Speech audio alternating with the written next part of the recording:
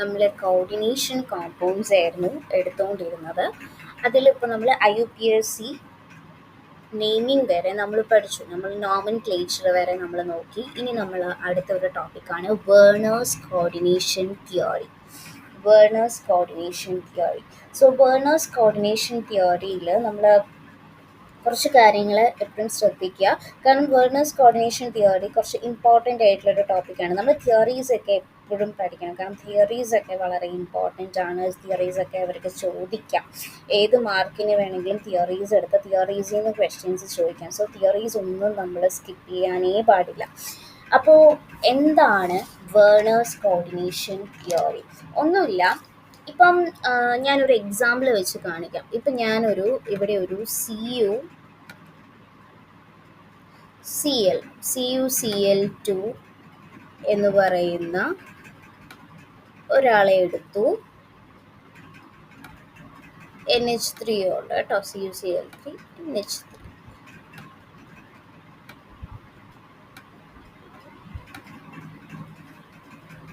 Okay, ഇപ്പൊ കോപ്പറിന്റെ ഒരു chloride എടുക്കുന്നു, അതായത് CuCl2 എടുക്കുന്നു. അതിലേക്ക് ഞാൻ എന്ത് ചെയ്തു? NH3യെ എടുത്തു. NH3 എന്ന് പറയുന്ന അമോണിയ ചേർത്ത് കഴിയുമ്പോൾ, കോപ്പർ ക്ലോറൈഡിലേക്ക് NH3 എന്ന് പറയുന്ന അമോണിയ ചേർത്ത് കഴിയുമ്പോൾ എന്തുണ്ടാവും? ചേർക്കുമ്പോൾ കോപ്പർ ക്ലോറൈഡുകൾക്ക് ഒരു കളർ ചേഞ്ച് ഉണ്ടാകുന്നു. കോപ്പർ ക്ലോറൈഡ് എടുക്കുന്നു, അതിലേക്ക് ഞാൻ NH3 എന്ന് പറയുന്ന അമോണിയ ചേർക്കുമ്പോൾ CuCl2ക്ക് എന്ത് ചെയ്യാൻ പറ്റുന്നു? കളർ ചേഞ്ച് ഉണ്ടാകുന്നു. അതായത് NH3 എന്ന് പറയുന്ന ന്യൂട്രൽ ആയിട്ടുള്ള NH3 എന്ത് ചെയ്യുന്നു? ഈ കോമ്പൗണ്ടുമായിട്ട്, അതായത് CuCl2 എന്ന് പറയുന്ന കോമ്പൗണ്ടുമായിട്ട് NH3 ബോണ്ടിങ്ങിൽ ഏർപ്പെടുകയാണ്. അത് എന്നിട്ട് എന്ത് ചെയ്യും? CuCl2 എന്ന് പറയുന്ന ആള് വേറെ ഒരു കോമ്പൗണ്ടായിട്ട് മാറുകയാണ്. അപ്പോൾ NH3 ബോണ്ടിങ്ങിൽ, CuCl2ൻ്റെ കൂടെ NH3 ബോണ്ടിങ്ങിൽ വരുന്ന സമയത്ത് കോപ്പർ ക്ലോറൈഡ് അപ്പം എന്താവും? വേറൊരാളായിട്ട് മാറുകയാണ്. അതെങ്ങനെയാണ് മാറുന്നത്? അതാണ് ഇനി ഞാൻ പറയാൻ പോകുന്നത്. എങ്ങനെയാണ് ഈ കോപ്പർ ക്ലോറൈഡ് എങ്ങനെയാണ് ഉണ്ടാകുന്നത്? അതിപ്പോൾ ഞാൻ ഒരു കാര്യം പറഞ്ഞുതരാം. ഇപ്പം മെയിനായിട്ട് നമ്മൾ കോർഡിനേഷൻ കോമ്പൗണ്ട്സിൽ മനസ്സിലാക്കേണ്ട ഒരു കാര്യം ഞാൻ വേർണേഴ്സ് തിയറീൻ്റെ പാർട്ടായിട്ട് പറയുകയാണ്. ഇപ്പോൾ കോപ്പർ എന്ന് പറയുന്നത് നമുക്കറിയാം Cu2+ ആയിട്ട് മാറും അല്ലേ? കോപ്പർ എന്ന് പറയുന്നത് Cu2+, അതായത് 2 ഇലക്ട്രോണിനെ വിട്ടുകൊടുത്ത് കോപ്പർ എന്തായി മാറും? Cu2+ ആയിട്ട് മാറും. ഓക്കെ,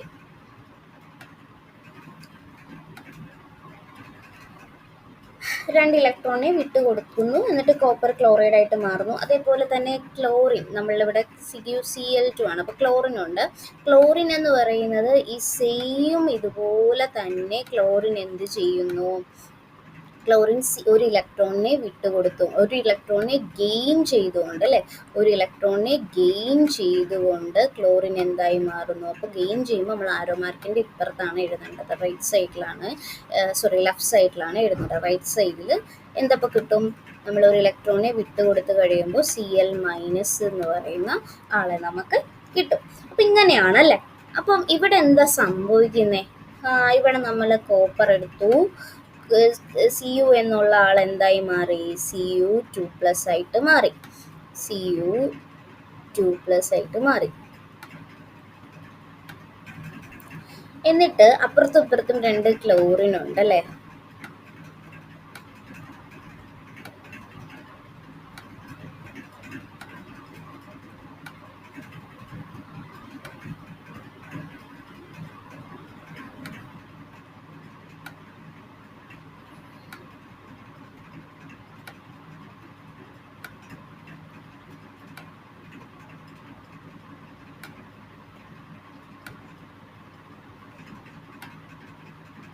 രണ്ട് ക്ലോറിൻ അപ്പുറത്തും ഉണ്ട്.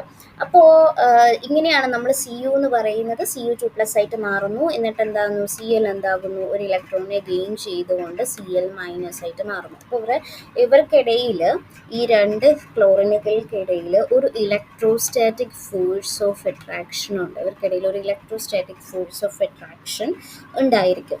ഈ അട്രാക്റ്റീവ് ഫോഴ്സിൽ നിൽക്കുന്ന ഈ കോമ്പൗണ്ടാണ് എന്തെന്ന് പറയുന്നത്, CuCl2 എന്ന് പറയുന്നത്.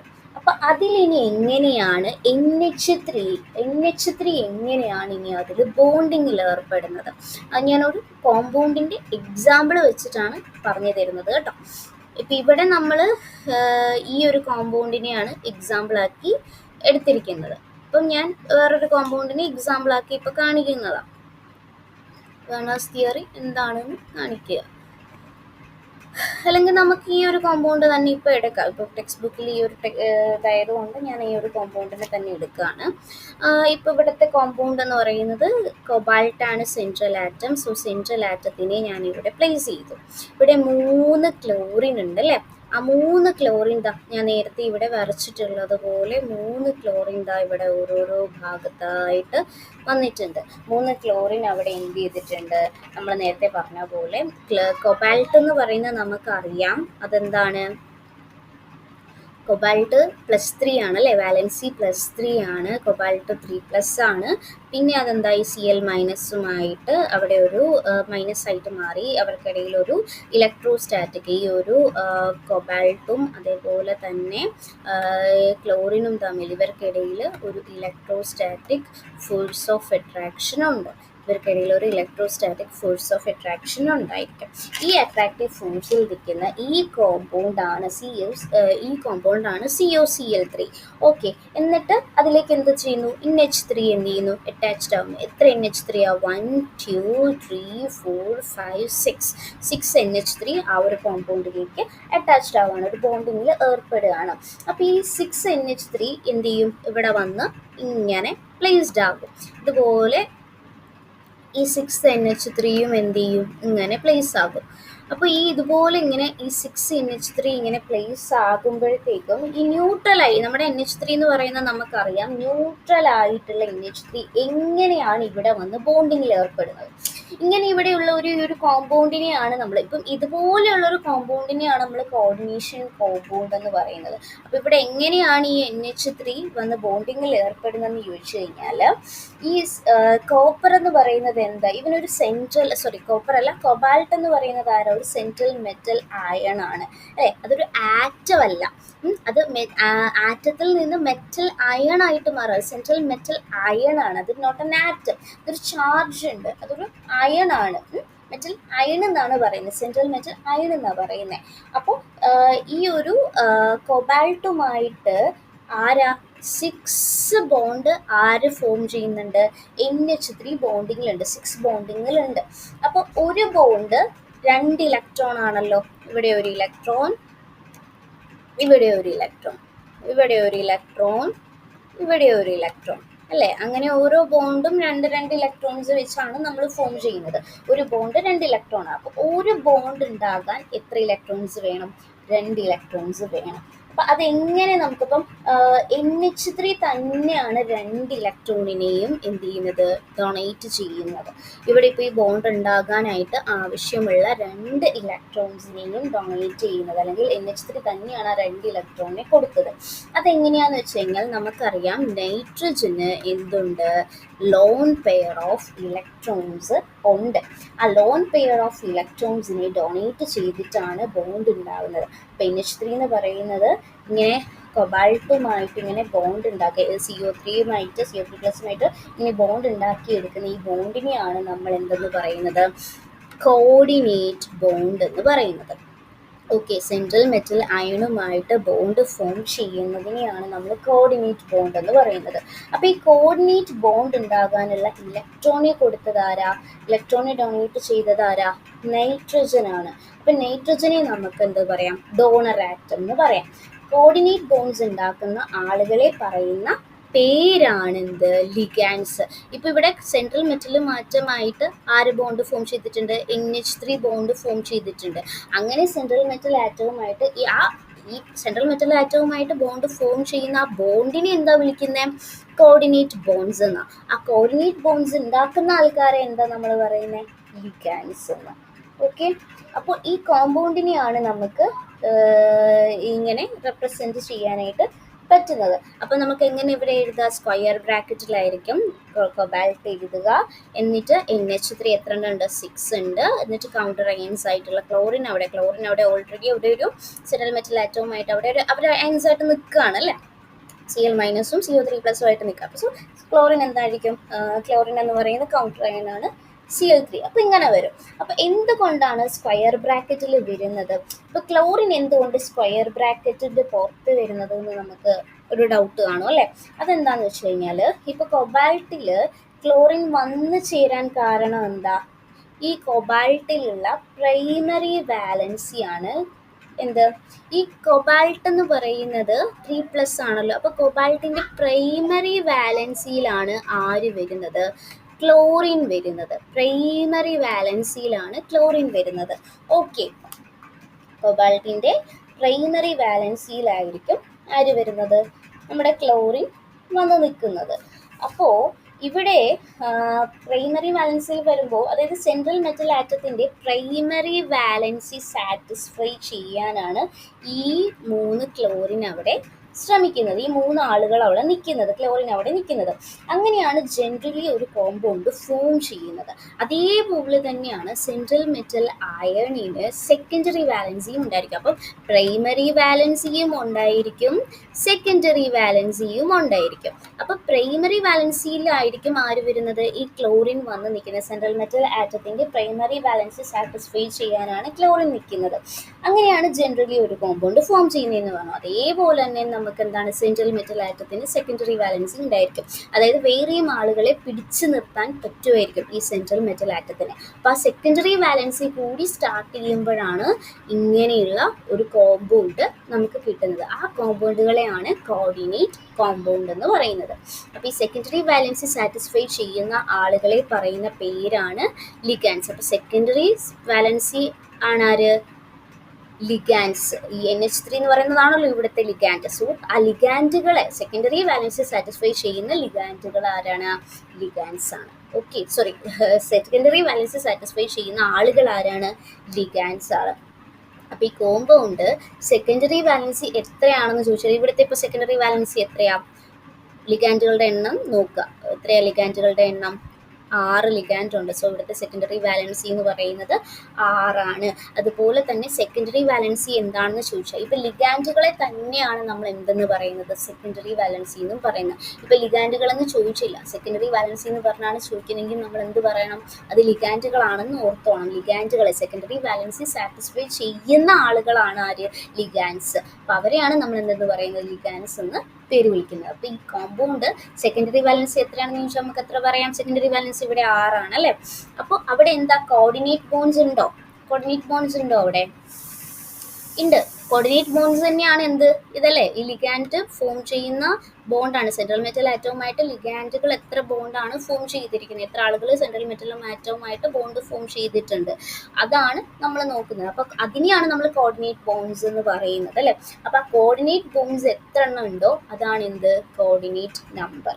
കോർഡിനേറ്റ് ബോൺസ് ഇത് തന്നെയാണ് എന്ത്? Coordinate number. അപ്പോൾ ഇവിടുത്തെ കോർഡിനേറ്റ് നമ്പർ എത്രയാണ്? കോർഡിനേറ്റ് ബോൺസ് എത്ര ഉണ്ടെന്ന് നോക്കുക. എത്ര കോർഡിനേറ്റ് ബോൺസാണ് ഉള്ളത്? 6 കോർഡിനേറ്റ് ബോൺസ് ഉണ്ട്. സോ ഇവിടുത്തെ കോർഡിനേഷൻ നമ്പർ 6 ആണ്.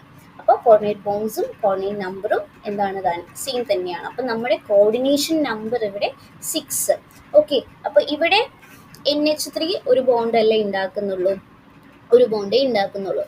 അതിനെ നമ്മൾ എന്തെന്ന് പറയും? മോണോഡിൻഡേറ്റ് ലിഗാൻഡ് എന്ന് പറയും. ഈ കോമ്പൗണ്ടിൽ NH3 എന്ന് പറയുന്ന ലിഗാൻഡിൽ എത്ര ഡോണർ ആറ്റം ഉണ്ട്? ഒരു ഡോണർ ആറ്റം അല്ലേ ഉള്ളൂ. നൈട്രജൻ തന്നെയല്ലേ ഡോണർ ആറ്റം? ഒരാളല്ലേ ഉള്ളൂ.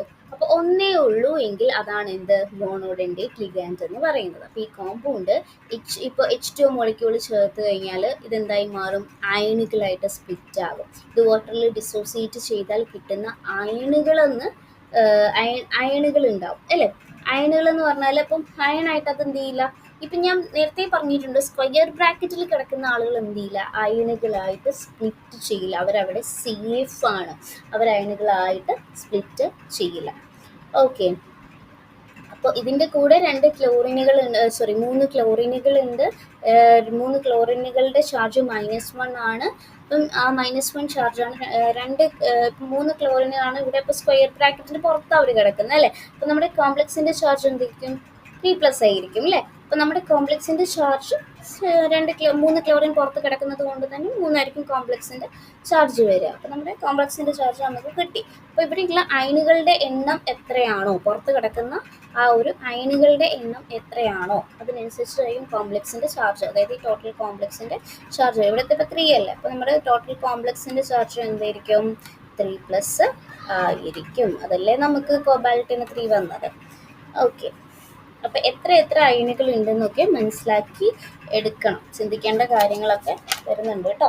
അപ്പോൾ സ്ക്വയർ ബ്രാക്കറ്റിൽ ഉള്ള ആൾക്കാർ ആരൊക്കെയോ സെൻട്രൽ മെറ്റൽ ആറ്റം, അയൺ, ലിഗാൻഡും ഒക്കെയാണ് അല്ലേ. അപ്പോൾ ഇതിനെയാണല്ലോ നമ്മൾ സെക്കൻഡറി വാലൻസി എന്ന് പറയുന്നത് അല്ലേ. ഈ സ്ക്വയർ ബ്രാക്കറ്റിൻ്റെ അകത്തുള്ള, ഈ സ്ക്വയർ ബ്രാക്കറ്റിൻ്റെ പുറത്തുള്ളവരായിരിക്കും എന്ത്? പ്രൈമറി വാലൻസി ആയിട്ട് വരിക. സ്ക്വയർ ബ്രാക്കറ്റിൻ്റെ അകത്തുള്ളവരായിരിക്കും എന്ത്? സെക്കൻഡറി വാലൻസി എന്ന് പറയുന്നത്. അതിൽ ആരുണ്ടാവും? സെൻട്രൽ മെറ്റൽ ആറ്റം ഉണ്ടാവും, ലിഗാൻഡുകൾ ഉണ്ടാവും. അവരായിരിക്കും സെക്കൻഡറി വാലൻസി എന്ന് പറയുന്നത്. ഓക്കെ. സെക്കൻഡറി വാലൻസി ഒരിക്കലും അയണുകളായിട്ട് എന്ത് ചെയ്യില്ല? സ്പ്ലിറ്റ് ആയിട്ട് മാറില്ല, അയണൈസബിൾ അല്ല. പ്രൈമറി വാലൻസി ക്ലോറിൻ എന്തായിരിക്കും? അയണൈസബിൾ ആണ്, അയണുകളായിട്ട് അത് മാറും. പ്രൈമറി വാലൻസി അയണുകളായിട്ട് സാറ്റിസ്ഫൈ ചെയ്യുന്നുണ്ട്. നെഗറ്റീവ് ചാർജുള്ള അയണുകൾ മാത്രമേ എന്ത് ചെയ്യത്തുള്ളൂ? പ്രൈമറി വാലൻസി സാറ്റിസ്ഫൈ ചെയ്യാൻ പറ്റത്തുള്ളൂ. അപ്പോൾ പ്രൈമറി വാലൻസി സാറ്റിസ്ഫൈ ചെയ്യുന്നത് ആനിയോണുകളായിരിക്കും. എപ്പോഴും ഓർക്കുക, ആനിയോണുകളായിരിക്കും, പുറത്ത് കിടക്കുന്നവരായിരിക്കും, ബ്രാക്കറ്റിൻ്റെ പുറത്ത് കിടക്കുന്നവരായിരിക്കും. പ്രൈമറി വാലൻസി അയണൈസബിൾ ആണ്, അയണുകളായിട്ട് അവർ മാറും, അയണൈസബിൾ ആകും. ഈ സെക്കൻഡറി വാലൻസി സാറ്റിസ്ഫൈ ചെയ്യുന്നത് എന്തായിരിക്കും? ന്യൂട്രൽ മോളിക്യൂളുകളാണ്. ന്യൂട്രൽ മോളിക്യൂളുകൾ മാത്രമല്ല, ആനിയോണുകളും സെക്കൻഡറി വാലൻസി എന്ത് ചെയ്യും? സാറ്റിസ്ഫൈ ചെയ്യും കേട്ടോ. അപ്പോൾ സെക്കൻഡറി വാലൻസി എന്ന് പറയുന്ന പേരാണ് ഇതിൻ്റെ കോർഡിനേഷൻ നമ്പർ. അപ്പോൾ സെക്കൻഡറി വാലൻസി ചിലപ്പോൾ കോർഡിനേഷൻ നമ്പർ എന്ന് ചോദിച്ചാൽ, അല്ലെങ്കിൽ കോർഡിനേഷൻ നമ്പർ എന്ന് എടുത്ത് ചോദിക്കില്ല, സെക്കൻഡറി വാലൻസി എന്നായിരിക്കും ചോദിക്കുന്നത്. അപ്പോൾ നമ്മൾ ഓർക്കണം, കോർഡിനേറ്റ് ബോൺസ് എത്രയാണോ ഫോം ചെയ്യുന്നത് അതിലെ കോർഡിനേഷൻ നമ്പർ അത് തന്നെയാണ് എന്ത്? Secondary valency. നമ്മുടെ സെൻട്രൽ മെറ്റൽ അയണുമായിട്ട് എത്ര കോർഡിനേറ്റ് ബോൺസ് ഉണ്ടായി, എത്ര ലിഗാൻഡ്സ് ഉണ്ടായി, അതാണ് എന്ത്? Secondary valency. സെക്കൻഡറി വാലൻസി എന്നൊക്കെ എടുത്ത് ചോദിച്ചു കഴിഞ്ഞാൽ നമ്മൾ മറന്നു പോകരുത്. സെയിം ആൾക്കാർ തന്നെ. കോർഡിനേഷൻ നമ്പർ ആണ് എന്ത്? ഇതിന്റെ സ്ട്രക്ചറിനെ തീരുമാനിക്കുക. സെക്കൻഡറി വാലൻസി എന്ന് പറയുന്ന പേരാണ് എന്ത്? Coordination number. അപ്പോൾ കോർഡിനേഷൻ നമ്പർ എന്ന് ചോദിച്ചാൽ, സെക്കൻഡറി വാലൻസി ചോദിച്ചാൽ എല്ലാം തന്നെയാണ് സെയിം. എത്ര കോർഡിനേറ്റ് ബോൺസ് ഉണ്ടാകുന്നെന്ന് നോക്കുക, അതാണ് സെക്കൻഡറി വാലൻസി. അതാണ് ലിഗാൻഡ്സ്, അതാണ് എന്ത്? Coordination number. ഓക്കെ. അപ്പോൾ വേർണേഴ്സ് തിയറി എന്താ പറയുന്നത്? ഇത് തന്നെയാണ് വേർണേഴ്സ് തിയറി പറയുന്നത്. ഏതൊരു കോർഡിനേഷൻ കോമ്പൗണ്ട്സ് എടുത്താലും അതിനകത്തുള്ള മെറ്റൽസിന് 2 ടൈപ്പ് വാലൻസീസ് ഉണ്ടായിരിക്കും. ഏതൊക്കെയാ വാലൻസീസ്? പ്രൈമറി വാലൻസിയും ഉണ്ടായിരിക്കും, സെക്കൻഡറി വാലൻസിയും ഉണ്ടായിരിക്കും. പ്രൈമറി വാലൻസി എന്തായിരിക്കും? പ്രൈമറി വാലൻസി അയണുകളായിട്ട് സ്പ്ലിറ്റ് ആകും അല്ലേ. നമ്മുടെ ബ്രാക്കറ്റിന് പുറത്ത് കിടക്കുന്ന ആളായിരിക്കും പ്രൈമറി വാലൻസി. അവർ അയണൈസബിൾ ആണ്, satisfied by anions. Negative charge ഉള്ള ആനിയോൺസ് ആയിരിക്കും അവർ. പ്രൈമറി വാലൻസി അയണൈസബിൾ ആണ്, അവർ ആനിയോൺസ് ആയിരിക്കും, നെഗറ്റീവ് ചാർജ് ഉള്ളവരായിരിക്കും. പിന്നെ അടുത്തത് സെക്കൻഡറി വാലൻസി. ആ സെക്കൻഡറി വാലൻസി എന്ന് പറയുന്നത് സ്ക്വയർ ബ്രാക്കറ്റിൽ അകത്തുള്ളവരെയാണ്. അവരൊരിക്കലും അയണുകളായിട്ട് സ്പ്ലിറ്റ് ആവില്ല. They are satisfied by neutral molecules or anions. Negative charge അയൺസും ആകാം, ന്യൂട്രൽ മോളിക്യൂൾസും ആകാം. ഓക്കെ. സെക്കൻഡറി വാലൻസി ആണ് ആ കോർഡിനേഷൻ്റെ നമ്പർ എന്ന് പറയുന്നത് അല്ലേ. കോർഡിനേഷൻ നമ്പർ എന്ന് പറയുന്നത് സെക്കൻഡറി വാലൻസി ആണ്. മാത്രമല്ല, സെക്കൻഡറി വാലൻസി ആണ് അതിൻ്റെ സ്പേഷ്യൽ അറേഞ്ച്മെൻറ്റിനെ തീരുമാനിക്കുന്നത്. അതായത് എത്ര ലിഗാൻഡ്സ് ഉണ്ടെന്ന് അറിഞ്ഞു കഴിഞ്ഞാൽ, എത്ര കോർഡിനേറ്റ് ബോൺസ് അവിടെ സെൻട്രൽ മെറ്റൽ അയണായിട്ട് ഫോം ചെയ്യുന്നു എന്ന് മനസ്സിലാക്കി കഴിഞ്ഞാലല്ലേ നമുക്ക് അതിനനുസരിച്ച് എന്ത് ചെയ്യാൻ പറ്റുള്ളൂ, ആ ഒരു സ്ട്രക്ചർ എങ്ങനെ പോകുന്നു എന്നുള്ളത് തീരുമാനിക്കാൻ പറ്റത്തുള്ളൂ അല്ലേ. ഓക്കെ. അപ്പോൾ secondary valency or coordination number എത്രയാണെന്ന് അറിഞ്ഞാലേ അതിൻ്റെ ഷേപ്പും കാര്യങ്ങളും ഒക്കെ നമുക്ക് പറയാൻ പറ്റത്തുള്ളൂ. അപ്പോൾ എപ്പോഴും ഓർത്തിരിക്കുക, ഈ സെൻട്രൽ മെറ്റൽ ആറ്റം മോസ്റ്റ്ലി എന്തായിരിക്കും? ബി ബ്ലോക്ക് എലമെൻറ്റ്സ് ആയിരിക്കും. അപ്പോൾ അത്രയേ ഉള്ളൂ എന്തെന്ന് പറയുന്നത് വേർണേഴ്സ് കോർഡിനേഷൻ തിയറി എന്ന് പറയുന്നത്. അത്രയേ ഉള്ളൂ. ഇത്രയും കാര്യങ്ങളാണ് നമ്മൾക്ക് ഇവിടെ പോയിന്റ്സ് ആയിട്ട് കൊടുത്തിരിക്കുന്നത്. അത്രയേ ഉള്ളൂ. അപ്പോൾ ഇതാണ് വെർണേഴ്സ് കോർഡിനേഷൻ തിയറി.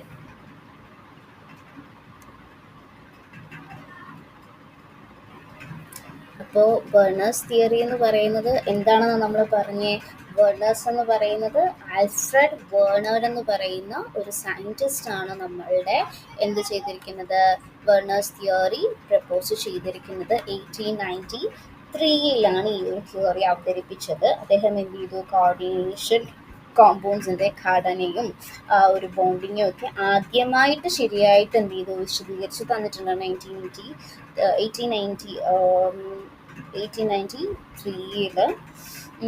പ്രധാനപ്പെട്ട ഇതിൻ്റെ ഒരു തിയറി കൊണ്ട് ഉദ്ദേശിക്കുന്നത്, വെർണർ എന്താ പറയുന്നത്, ഒരു മെറ്റൽ അയണിന് 2 തരം വാലൻസികൾ കാണിക്കും. പ്രൈമറി വാലൻസി കാണിക്കും. പ്രൈമറി വാലൻസി എന്ന് പറഞ്ഞാൽ ആരാന്ന് ഞാൻ പറഞ്ഞു തന്നു, അയണിക്കാണ്. അയണിക് വാലൻസി, അവരെ അയണൈസബിൾ വാലൻസി എന്നുകൂടി അവരെ നമുക്ക് വിളിക്കാൻ പറ്റും. ബിക്കോസ് അവരെന്ത് ചെയ്യും, അവർ അയണൈസബിൾ ആണ് അല്ലേ. ഈ പ്രൈമറി വാലൻസി എന്ന് പറയുന്നത് ഇതുപോലത്തെ ക്ലോറിൻ പോലെയുള്ള ആൾക്കാരായിരിക്കും, ബ്രാക്കറ്റിന് പുറത്ത് കിടക്കുന്നവരായിരിക്കും. അപ്പോൾ അവരെന്ത് ചെയ്യും, അവർ സ്പ്ലിറ്റ് ആവും, അയണുകളായിട്ട് സ്പ്ലിറ്റ് ആകും അല്ലേ. അപ്പോൾ ഓക്സിഡേഷൻ നമ്പറിനോട് അവർക്ക് എന്തായിരിക്കും, തുല്യമായിരിക്കും. അവരുടെ ഓക്സിഡേഷൻ നമ്പറുമായിട്ട് തുല്യമായിരിക്കും. അപ്പോൾ ഇതൊരു നെഗറ്റീവ് അയണുകളായിരിക്കും. Cl-NO3- പോലെയുള്ളവരായിരിക്കും, നെഗറ്റീവ് ചാർജ് ഉള്ളവരായിരിക്കും. അവരെന്തായിരിക്കും, അവർ സൊല്യൂഷനിൽ ഇപ്പോൾ നമ്മൾ ഇട്ട് കഴിഞ്ഞാൽ അവരെന്ത് ചെയ്യും, അയണുകളായിട്ട് സ്പ്ലിറ്റ് ആകും. ഇപ്പോൾ ഫോർ എക്സാമ്പിൾ ആണ് നമുക്ക് ഇവിടെ തന്നിരിക്കുന്നത് CONH3 6Cl3. അപ്പോൾ ഇവിടുത്തെ പ്രൈമറി വാലൻസി എത്രയാ, പ്രൈമറി വാലൻസി നോക്കുമ്പോൾ ഇവിടെ 3 ക്ലോറിനാണ് ഉള്ളത്. So primary valency is 3. അതിനാൽ 3C+Cl- അയണുകൾ ബ്രാക്കറ്റിന് എന്തായിരിക്കും, പുറത്തായിരിക്കും, അവർ അയണൈസബിൾ ആണ്. ഇനി സെക്കൻഡറി വാലൻസി എന്ന് പറഞ്ഞാൽ അതിന് കോർഡിനേറ്റ് വാലൻസി എന്ന് പറയും. അത് മെറ്റൽ കോർഡിനേഷൻ നമ്പർ, അതായത് മെറ്റൽ അയണിന്റെ കോർഡിനേഷൻ നമ്പർ ആണ്. ന്യൂട്രൽ ലിഗാൻഡുകൾ അല്ലെങ്കിൽ നെഗറ്റീവ് അയണുകളും എന്തായിരിക്കും, സെക്കൻഡറി വാലൻസിയിൽ വരും. ഇതിപ്പോൾ ന്യൂട്രൽ ലിഗാൻഡാണ്, പക്ഷെ നെഗറ്റീവ് ആയിട്ടുള്ള ആളും ഇപ്പം Cl ആണെങ്കിലൊക്കെ എന്താ ബ്രാക്കറ്റിന്റെ അകത്ത് വരുന്നില്ലേ, അപ്പോൾ അവരും എന്തായിരിക്കും, സെക്കൻഡറി വാലൻസി തന്നെ ആയിരിക്കും. അപ്പോൾ ബ്രാക്കറ്റിനുള്ളിലായിരിക്കും അവർ വരിക, അവർ അയണൈസ് ചെയ്യില്ല, ബ്രാക്കറ്റിലുള്ളവർ എന്ത് ചെയ്യില്ല, സ്പ്ലിറ്റ് ആകില്ല. ഫോർ എക്സാമ്പിളും ഇവരെ തന്നെ നമുക്ക് എടുക്കാം. അപ്പോൾ ഇവരുടെ സെക്കൻഡറി വാലൻസി എത്രയാണെന്ന് ചോദിച്ചാൽ നമ്മൾ എന്ത് പറയണം, NH3 അല്ലേ. ഇതിലുള്ള കോർഡിനേറ്റ് ബോണ്ട്സ്, സെൻട്രൽ മെറ്റൽ ആറ്റവുമായിട്ടുള്ള കോർഡിനേറ്റ് ബോണ്ട് ഫോം ചെയ്തവർ എത്ര പേരാണ് എന്നുള്ളത് നോക്കുക. അവരാണ് എന്ത്, സെക്കൻഡറി വാലൻസി 6 ആണ്. സോ 6 NH3 മോളിക്യൂൾ നേരിട്ട് എന്ത് ചെയ്യുന്നുണ്ട്, CO3+-ഉമായിട്ട് ബോണ്ടിങ്ങിൽ ഏർപ്പെടുന്നുണ്ട്. ഇനി ഇവരുടെ പോസ്റ്റുലേറ്റ്സിലേക്ക് വരുന്ന സമയത്ത് പോസ്റ്റുലേറ്റ്സ് പറയുന്നതും ഇത് തന്നെയാണ്. ഓരോ മെറ്റലിനും 2 തരം വാലൻസികളുണ്ട്, പ്രൈമറിയും സെക്കൻഡറിയും. പ്രൈമറി വാലൻസികൾ അയനൈസബിൾ ആണ്, സെക്കൻഡറി വാലൻസികൾ അയനൈസബിൾ അല്ല. അപ്പോൾ ഓരോ മെറ്റലിനും ഒരു കോർഡിനേഷൻ നമ്പർ ഉണ്ട്, സ്ഥിരമായിട്ടുള്ള ഒരു കോർഡിനേഷൻ നമ്പർ ഉണ്ട്. അതാണ് എന്ത്, സെക്കൻഡറി വാലൻസി തന്നെയാണ്, സെയിമാണ്. കോർഡിനേഷൻ നമ്പറും സെക്കൻഡറി വാലൻസിയും സെയിമാണ്. ഓരോ മെറ്റലൈനും സെക്കൻഡറി വാലൻസി ഉണ്ട്, അതായത് കോർഡിനേഷൻ നമ്പർ ഉണ്ട്. അപ്പം സെക്കൻഡറി വാലൻസികൾ എന്തായിരിക്കും, സ്പേഷ്യൽ അറേഞ്ച്മെൻറ്റിലായിരിക്കും നിൽക്കുക. ഒരു കോർഡിനേഷൻ കോമ്പൗണ്ടിൻ്റെ ഒരു ജോമെട്രി, ഇപ്പോൾ ഉദാഹരണം കോർഡിനേഷൻ നമ്പർ ഇപ്പോൾ 6 ആണെങ്കിൽ നമുക്കറിയാം 6 വരികയാണെങ്കിൽ അതിൻ്റെ ഷേപ്പ് എന്തായിരിക്കും, ഒക്ടാഹീഡ്രൽ ആയിരിക്കും. സോ ആ ഒരു സെക്കൻഡറി വാലൻസിനെ ബേസ് ചെയ്തിട്ടാണ് എന്ത്, ആ ഷേപ്പ് എന്താണെന്നുള്ളത് തീരുമാനിക്കുന്നത്. ചിലപ്പോൾ ഒരു ഗ്രൂപ്പ് 2 വാലൻസികളും ചിലപ്പോൾ എന്ത് ചെയ്യും, ഒരു ബ്രിഡ്ജ് പോലെ, ഒരു ബ്രിഡ്ജിങ് ലിഗാൻഡായിട്ട് എന്ത് ചെയ്യും, പ്രവർത്തിക്കും. പ്രൈമറി 2 വാലൻസികളും എന്തായിരിക്കും, ഒരു ബ്രിഡ്ജ് ലിഗാൻഡ് പോലെ പ്രവർത്തിക്കും. ഇപ്പോൾ ഫോർ എക്സാമ്പിൾ പറയാനാണെങ്കിൽ ഈ ഒരു എക്സാമ്പിൾ തന്നെ എടുക്കാൻ നമുക്ക് CONH3 ഇവിടുത്തെ പ്രൈമറി വാലൻസി 3 ആണ്. അപ്പോൾ പുറത്ത് 3Cl ആണ് പുറത്തുള്ളത്. സെക്കൻഡറി വാലൻസി ഇവിടുത്തെ 6 ആണ്. സോ 6NH3 ആണ് അകത്തുള്ളത്. അപ്പോൾ സൊല്യൂഷനിൽ ഇപ്പോൾ നമ്മൾ ഈ ഒരു കോമ്പൗണ്ടിനെ ചേർത്ത് കഴിഞ്ഞ് കഴിഞ്ഞാൽ അവരെന്തെയും 3Cl- CONH3 3Cl- എന്ത് ചെയ്യും, ആകും. അപ്പോൾ പ്രൈമറി വാലൻസി എന്ന് പറയുന്നത് 3 ആണ്. 2 ക്ലോറിൻ എന്ത് ചെയ്യും, പുറത്ത്, 1 ക്ലോറിൻ എന്ത് ചെയ്യും, അകത്താവും. ഈ വേറെ ഒരു എക്സാമ്പിൾ ഞാൻ കാണിച്ചു തരാം. ഇപ്പം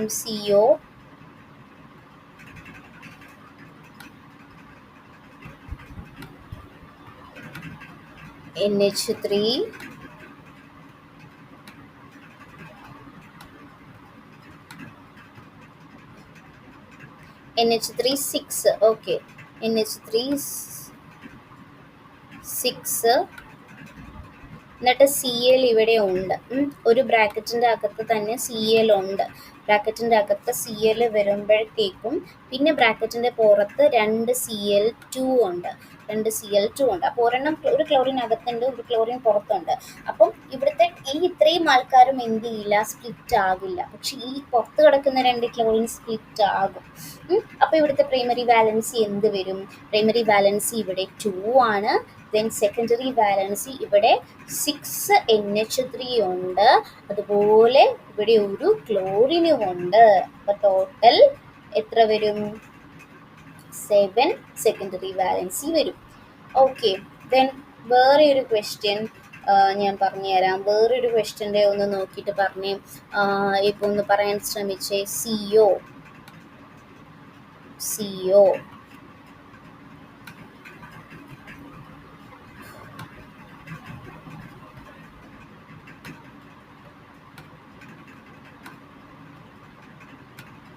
NH3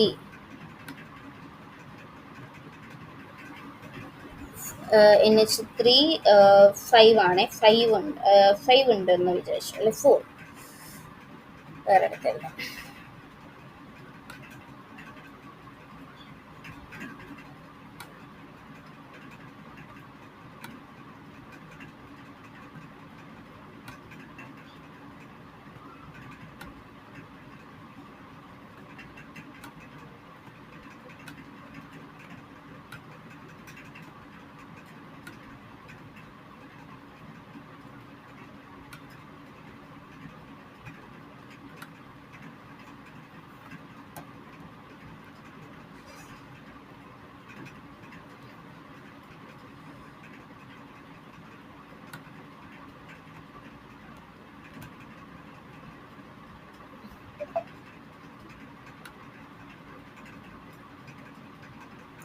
NH3 4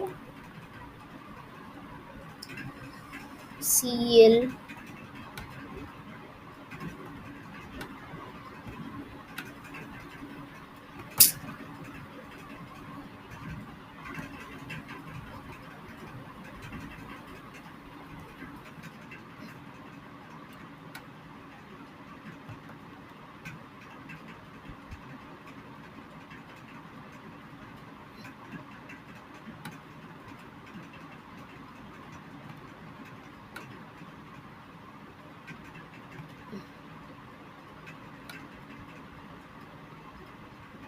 CL2. എന്നിട്ട് അതിൻ്റെ പുറത്ത് എന്ത് കിടപ്പുണ്ട്? പുറത്ത് ഒരു CL ഉണ്ട്, ഇവിടെ ഒരു CL2 ഉണ്ട്, ഇവിടെ പുറത്ത് ഒരു CL ഉണ്ട്. ഓക്കെ, പുറത്തൊരു CL ഉണ്ട്. ഇനി പറഞ്ഞേ, ഇവിടുത്തെ പ്രൈമറി വാലൻസി എത്രയാ? പ്രൈമറി വാലൻസി എന്ന് പറയുമ്പോൾ ബ്രാക്കറ്റിൻ്റെ പുറത്ത് കിടക്കുന്നവരാ. സോ ഇവിടെ ഒരു CL ഉള്ളൂ. So primary valency is 1. And secondary valency നോക്കിക്കേ, ഇവിടെ 4 NH3 ഉണ്ട്, ഒപ്പം 2 ക്ലോറിനും ഉണ്ട്. സോ അവിടെ കോർഡിനേറ്റ് ബോൺസ് എത്ര എണ്ണം ഉണ്ടായി? 4 + 2 6 കോർഡിനേറ്റ് ബോൺസ് ഉണ്ടായി, അല്ലെ? അതിൽ 2 ക്ലോറിനും 4 NH3യുമാണ്. അപ്പോൾ സെക്കൻഡറി വാലൻസി എന്ന് പറയുന്നത് എത്രയാ? 6 ആണ്. ഓക്കെ, അപ്പോൾ ഇങ്ങനെയാണ് നമ്മൾ നോക്കുന്ന പ്രൈമറി വാലൻസി സെക്കൻഡറി വാലൻസി നമുക്ക് പറഞ്ഞു തരുന്നതാണ് മെയിനായിട്ട് വേർണേഴ്സ് തിയറി കൊണ്ട് ഉദ്ദേശിക്കുന്നത്. അപ്പോൾ ഈ ഒരു വേർണേഴ്സ് തിയറിയുടെ പ്രാധാന്യം എന്താണെന്ന് വെച്ച് കഴിഞ്ഞാൽ കോർഡിനേഷൻ കോമ്പൗണ്ട്സിൻ്റെ ഒരു ഘടനയും ആ അയൻ്റെ എണ്ണവും ഒക്കെ നമുക്ക് വിശദീകരിച്ച് തരുന്നുണ്ട്. അതേപോലെ കോർഡിനേഷൻ നമ്പർ, ഒരു കോർഡിനേഷൻ നമ്പറിൻ്റെ ആ ഒരു ആശയം അത് നമ്മളിലേക്ക് കറക്റ്റായിട്ട് എത്തിച്ചു തരുന്നുണ്ട്. പിന്നെന്താ, ഒക്ടാഹീഡ്രൽ, ടെട്രാഹീഡ്രൽ, സ്ക്വയർ പ്ലെയിനാർ ഒക്കെ എന്ത് ചെയ്തിട്ടുണ്ട്, അത് പറഞ്ഞിട്ടുണ്ട്. അപ്പം കോർഡിനേഷൻ നമ്പറിൻ്റെ ആ ഒരു കാര്യത്തിലൊക്കെ അതെല്ലാം അവർ പറഞ്ഞു തന്നിട്ടുണ്ട്. ഓക്കെ, ഇവിടെ നമുക്ക് ഇങ്ങോട്ട് മാറിക്കഴിയുമ്പോഴത്തേക്കും ഇവിടെയൊക്കെ geometry of complexes with coordination numbers 4 and 6 ഒക്കെ വരുന്ന കാര്യങ്ങളൊക്കെ പറഞ്ഞു തന്നിട്ടുണ്ട്. അപ്പോൾ വേർണേഴ്സ് തിയറി അനുസരിച്ച് നമുക്ക് കോർഡിനേഷൻ നമ്പർ 4 വന്നു കഴിഞ്ഞ് കഴിഞ്ഞാൽ അതെന്തായിരിക്കും? അത് ടെട്രാഹീഡ്രൽ ജോമെട്രി ആയിരിക്കും എന്ന് പറഞ്ഞിട്ടുണ്ട്. അതിൻ്റെ കുറച്ച് എക്സാമ്പിൾസ് ഇവിടെ കൊടുത്തിട്ടുണ്ട്. ടെട്രാഹീഡ്രൽ ഷേപ്പൊക്കെ നമ്മൾ കൊച്ചിലെ പഠിച്ചത് അതാ ഇവിടെ കിടപ്പുണ്ട്. ഇതാണ് ടെട്രാഹീഡ്രൽ ഷേപ്പ്. അതേപോലെ തന്നെ സ്ക്വയർ പ്ലെയിനാർ ജോമെട്രിനെ കുറിച്ചും പറഞ്ഞു തന്നിട്ടുണ്ട്. ഇവിടെ ഇപ്പോൾ നമുക്ക് സ്ക്വയർ പ്ലെയിനാർ ഷേപ്പും കാര്യങ്ങളും എല്ലാം നമുക്ക് ഇവിടെ ഇവർ പറഞ്ഞു തന്നിട്ടുണ്ട്. ഇതൊക്കെയാണ് എന്തെന്ന് പറയുന്നത് നമ്മുടെ ആ ഒരു ബേണേഴ്സ് തിയറി കൊണ്ട് അവർ പറയുന്നത്. അപ്പോൾ ഇവരുടെ ഈ ഒരു ഒക്ടാഹീഡ്രൽ, സ്ക്വയർ പ്ലെയിനാർ, ടെട്രാഹീഡ്രൽ, ആ ഒരു ഷേപ്പ് എല്ലാം നമുക്ക് ഇതിൽ നിന്ന് പറഞ്ഞു തരുന്നുണ്ട്. പക്ഷെ ഇതിൻ്റെ ഒരു ലിമിറ്റേഷൻ എന്ന് പറഞ്ഞാൽ ആ ഒരു ബോണ്ടിങ് നേച്ചർ എങ്ങനെയാണ് എന്നുള്ളത് ബേണേഴ്സ് തിയറി എന്ത് ചെയ്തിട്ടില്ല, പറഞ്ഞിട്ടില്ല. ബേണേഴ്സ് തിയറി ആ ഒരു ബോണ്ടിങ് നേച്ചർ എങ്ങനെ വരുന്നു എന്നുള്ളത് വലിയൊരു ഐഡിയ നമുക്ക് തന്നിട്ടില്ല. അതൊരു ലിമിറ്റേഷൻ ആയിട്ട് നമുക്ക് പറയാൻ പറ്റും. അപ്പോൾ ഇവിടെ ഇപ്പം നമുക്ക് കോംപ്ലക്സിൻ്റെ ആ ഒരു ജോമെട്രി ഒക്കെ നോക്കിക്കഴിഞ്ഞ് കഴിഞ്ഞാൽ ഇപ്പോൾ കോർഡിനേഷൻ നമ്പർ 4 വരുന്നതാണ്. അതായത് 4 വരുമ്പോൾ 4 കോർഡിനേറ്റ് ബോൺസ് ഉണ്ടായി. അപ്പം 4 വരുമ്പോൾ എന്താ, ടെട്രാഹീഡ്രൽ ആണ്. സോ അതിൻ്റെ എക്സാമ്പിൾസ് ആണ് അത് ഇവിടെ എല്ലാം കൊടുത്തിരിക്കുന്നത്. ഇവിടെ ഇപ്പം നമ്മുടെ CO4 കാണിച്ചു തന്നിട്ടുണ്ട്, ടെട്രാഹീഡ്രൽ ജോമെട്രി കാണിച്ചു തന്നിട്ടുണ്ട്. അതേപോലെ തന്നെ സ്ക്വയർ പ്ലെയിനാറിൻ്റെ ഒരു ഷേപ്പും ജോമെട്രിയും നമുക്ക് തന്നിട്ടുണ്ട്. സ്ക്വയർ പോലെ വന്നിട്ട് പ്ലെയിനാർ ആയിരിക്കും, കണ്ടോ, സ്ക്വയർ പ്ലെയിനാർ. അതിൻ്റെയും ജോമെട്രി എങ്ങനെയാണ് വരയ്ക്കുന്നത് എന്നുള്ളത് എക്സ്പ്ലെയിൻ ചെയ്ത് തന്നിട്ടുണ്ട്. പിന്നെ ഒക്ടാഹീഡ്രൽ കോർഡിനേഷൻ നമ്പർ 4 വരുമ്പോഴാണ് എന്ത് വരുന്നത്, ഒക്ടാഹീഡ്രൽ ഷേപ്പ്, കോർഡിനേഷൻ നമ്പർ 6 വരുമ്പോഴാണ് നമുക്ക് ഒക്ടാഹീഡ്രൽ ഷേപ്പ് കിട്ടുന്നത്. സോ അതിൻ്റെ കാര്യവും ഇവിടെ ഡിഫൈൻ ചെയ്തിട്ടുണ്ട്. എക്സാമ്പിൾസും ഇതാ ഇവിടെ ഒക്ടാഹീഡ്രൽ ഇങ്ങനെയാണ് കാണിക്കുന്നത്. നമ്മൾ ചെറിയ ക്ലാസ്സിലൊക്കെ നമ്മൾ പഠിച്ചിട്ടുള്ളതാണ്. ഒക്ടാഹീഡ്രൽ ഷേപ്പും ഇവിടെ കാണിച്ചിട്ടുണ്ട്. എക്സാമ്പിൾസ് ഒക്കെ ഇവിടെ നമുക്ക് തന്നിട്ടുണ്ട്. ഇനിയിപ്പോൾ നമുക്ക് നോക്കാനുള്ളത് സ്റ്റെബിലിറ്റിയാണ്. ഒരു കോംപ്ലക്സിൻ്റെ സ്റ്റെബിലിറ്റി എങ്ങനെയാണ് എന്നുള്ളതാണ്. ഇപ്പം നമ്മൾ പറയത്തില്ലേ, മൂല്യം കൂടുമ്പോഴേക്കും എന്ത് ചെയ്യും, കോംപ്ലക്സ് കൂടുതൽ സ്റ്റേബിൾ ആവും. ഇപ്പം ചില ഘടകങ്ങൾ എന്തായിരിക്കും, സ്റ്റെബിലിറ്റിയെ ബാധിക്കും. അങ്ങനെ കുറച്ച് ഫാക്ടേഴ്സ് ഉള്ളതാണ്. ആ ഫാക്ടേഴ്സിനെയാണ് ഞാൻ ഇനി പറയാൻ പോകുന്നത്. ഇപ്പം മെറ്റൽ അയൺ, ഇപ്പം നല്ല ഒരു മെറ്റൽ അയണിൻ്റെ ബേസിൽ നമുക്ക് എന്താ സ്റ്റെബിലിറ്റി അത് എഫക്റ്റ് ചെയ്യും. ഇപ്പം നല്ല ചാർജുള്ള ഒരു ആളാണെന്നുണ്ടെങ്കിൽ നല്ല ഉയർന്ന ചാർജ് ഉണ്ടാവും. ചെറിയ ആളായിരിക്കും, വലിയ വലിപ്പമൊന്നും ഉണ്ടാവത്തില്ല. നല്ല ചാർജ് ഉണ്ടാവും, പക്ഷെ വലിപ്പം ചെറുതായിരിക്കും, സൈസ് കുറവായിരിക്കും. എങ്കിൽ അവർക്ക് എന്തായിരിക്കും, കൂടുതൽ സ്റ്റേബിൾ ആയിരിക്കും. മെറ്റൽ അയണിൻ്റെ കേസാണ്. മെറ്റൽ അയണുകൾക്ക് നല്ല ചാർജ് ഉണ്ട്, വലിപ്പം കുറവാണ്, സൈസ് കുറവാണ്. എങ്കിൽ അത് അങ്ങനെയുള്ള മെറ്റൽ അയണുകൾക്ക് എന്തായിരിക്കും, ഭയങ്കരമായിട്ട് സ്റ്റെബിലിറ്റി കൂടുതലായിരിക്കും. അതുപോലെ ലിഗാൻഡുകൾ ഇപ്പോൾ ഒരു സ്ട്രോങ് ആയിട്ടുള്ള ഒരു ബേസ് ആണ് എന്നുണ്ടെങ്കിൽ എന്തായിരിക്കും, കൂടുതൽ സ്റ്റേബിൾ ആയിരിക്കും. ഇപ്പോൾ ചെലൈറ്റ് എഫക്റ്റ് നമ്മൾ പറഞ്ഞായിരുന്നു. ചെലാഷൻ എന്താണെന്ന് ഞാൻ പറഞ്ഞായിരുന്നു. ചെലാഷൻ എന്ന് പറഞ്ഞു കഴിഞ്ഞാൽ ഇപ്പോൾ പോളിഡെൻഡേറ്റ് ലിഗാൻഡ് ഒരു മെറ്റലുമായി ചേർന്ന് എന്തുണ്ടാകുന്നു, ഒരു മെറ്റലായിട്ട് ചേർന്നുണ്ടാക്കുന്ന ഒരു ഘടന, അങ്ങനെയുള്ള ഒരു ഘടന ഉണ്ടാക്കുന്നതിനെയാണ് നമ്മൾ എന്തെന്ന് പറയുന്നത്, ഒരു വളവ്, ഒരു റൗണ്ട് ഫേസിലുള്ള, ഒരു റൗണ്ട് ആകൃതിയിലുള്ള ഒരു ഘടന ഉണ്ടാക്കുന്നതാണ് എന്തെന്ന് പറയുന്നത്, ചെലേഷൻ എന്ന് പറയുന്നത്. ഫോർ എക്സാമ്പിൾ ഇപ്പം NiEN3 നമ്മളിത് എവിടെയല്ലോ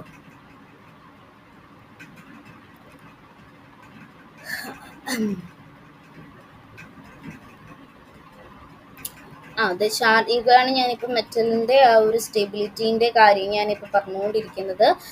സ്റ്റെബിലിറ്റിയിൽ ഇപ്പോൾ ചാർജിൻ്റെ കാര്യം പറഞ്ഞു, അതേപോലെ തന്നെ ചെലൈറ്റ് എഫക്റ്റിൻ്റെ കാര്യം പറഞ്ഞു, ലിഗാൻസിൻ്റെ ചെലാറ്റിംഗ് എബിലിറ്റീൻ്റെ കാര്യം പറഞ്ഞു. ചെലൈറ്റ് എഫക്റ്റ് എന്ന് പറഞ്ഞു കഴിഞ്ഞാൽ ഇത് കണ്ടോ, ഇതുപോലെ ഇപ്പം ഇതൊക്കെയാണ് അവരുടെ എക്സാമ്പിൾസ് എന്ന് പറയുന്നത്. NiEN ആണ്, EN2 അങ്ങനെയൊക്കെ വരുന്ന ഒരു മെറ്റലുമായിട്ടൊരു റൗണ്ട് ഫേസിൽ വരുന്ന, കണ്ടോ ഇവിടെ ഇപ്പോൾ എക്സാമ്പിൾസ് കൊടുത്തേക്ക് ഇതുപോലത്തെ ഇങ്ങനെ റൗണ്ട് ഫേസിലാണ് ഇവർ വരുന്നത്. ഒരു വളയ ആകൃതിയാണ് നമുക്ക് കിട്ടുന്നത്. അപ്പം അത്തരത്തിലുള്ള വളയ ആകൃതിയിലുള്ള ഒരു ഘടന നമുക്ക് ഉണ്ടാക്കി തരുന്നവർ പോളിഡെൻഡേറ്റ് ലിഗാൻഡ്, ചെലേഷൻ. അപ്പം ചെലേറ്റ് എഫക്റ്റ് എന്ന് പറഞ്ഞാൽ എന്താ, ഒരു വളവ്, ഒരു റൗണ്ട് ഫേസിലൂടെ ലഭിക്കുന്ന ആ ഒരു കൂടുതൽ നമുക്കിപ്പോൾ എന്തായിരിക്കും, ഇവർ കുറച്ചുകൂടെ സ്റ്റേബിൾ ആയിരിക്കും ഇങ്ങനെ ഒരു റൗണ്ട് ഫേസിൽ അവർ നിൽക്കുന്നത് കൊണ്ട് തന്നെ. പിന്നെ അതുപോലെ തന്നെ എന്താണ്, ഇപ്പം 5 പേരൊക്കെ ഉണ്ടെന്നുണ്ടെങ്കിൽ ഇപ്പം ഇവർക്ക് 5 പേരിലൊക്കെ ഇല്ലേ അങ്ങനത്തെ ഒരു റൗണ്ട് ഫേസിലല്ലേ നിൽക്കുന്നത്. സോ അങ്ങനത്തെ അവരെന്തായിരിക്കും, കൂടുതൽ എന്തായിരിക്കും, സ്റ്റെബിലിറ്റി അറ്റൈൻ ചെയ്തിട്ടുള്ളവരായിരിക്കും. ഓക്കെ,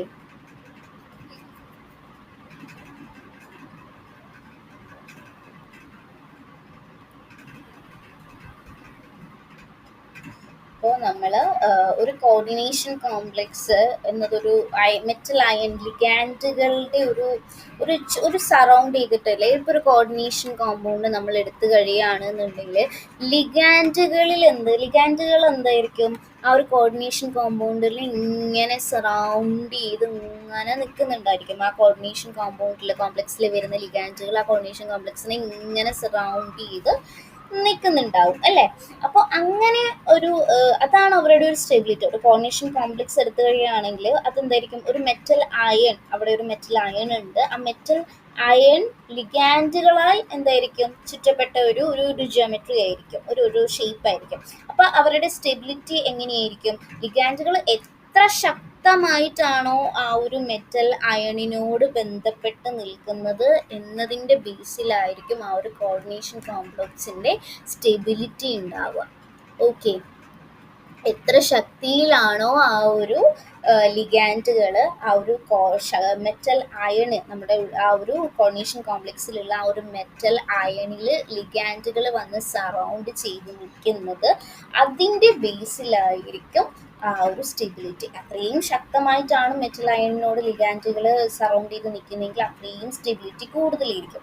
അല്ലെങ്കിൽ അത്ര വലിയ ശക്തി ഇല്ലാതെയാണ് വന്ന് നിൽക്കുന്നത് എന്നുണ്ടെങ്കിൽ, സറൗണ്ട് ചെയ്ത് നിൽക്കുന്നെങ്കിൽ സ്റ്റെബിലിറ്റി കുറവായിരിക്കും. അപ്പം ലിഗാൻഡുകൾ എത്ര ശക്തമായിട്ടാണോ മെറ്റൽ അയണിനോട് ബന്ധപ്പെട്ട് നിൽക്കുന്നു എന്നതിൻ്റെ ഒരു ബേസിലാണ് അവിടെ സ്റ്റെബിലിറ്റി വരിക.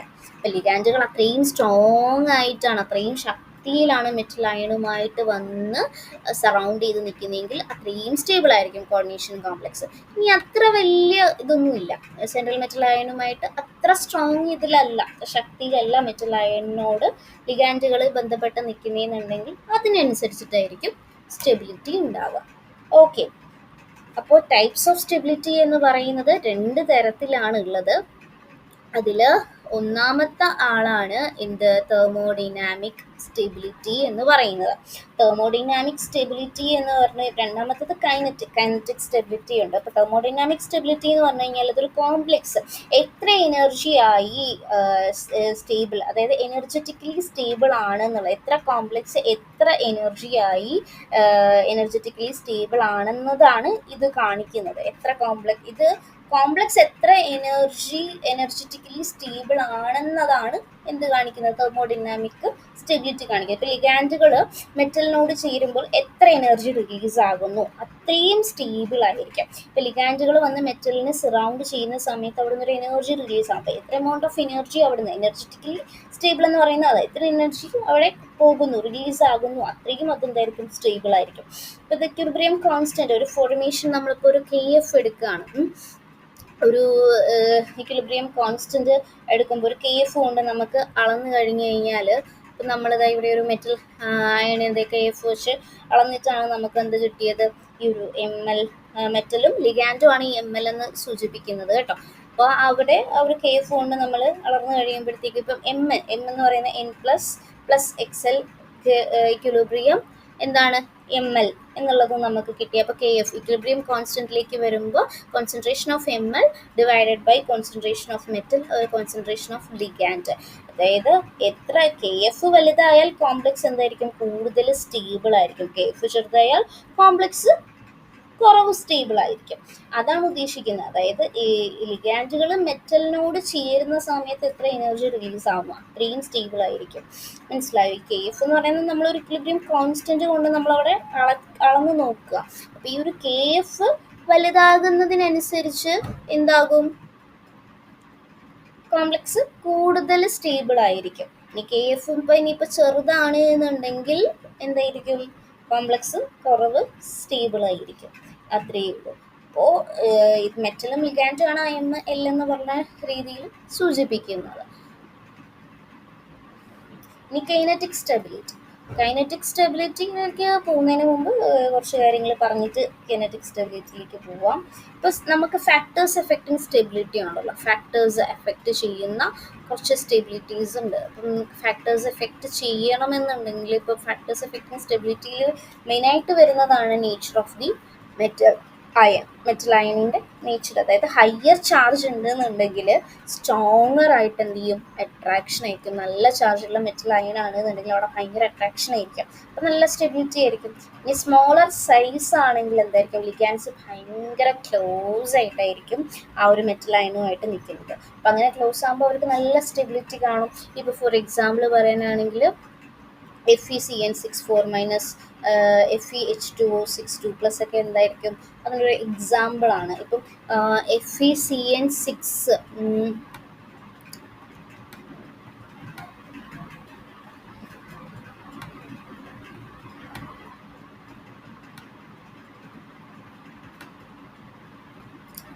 Fe(CN)6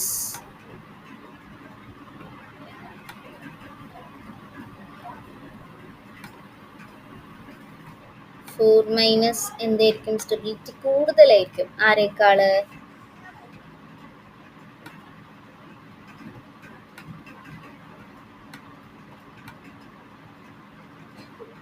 Fe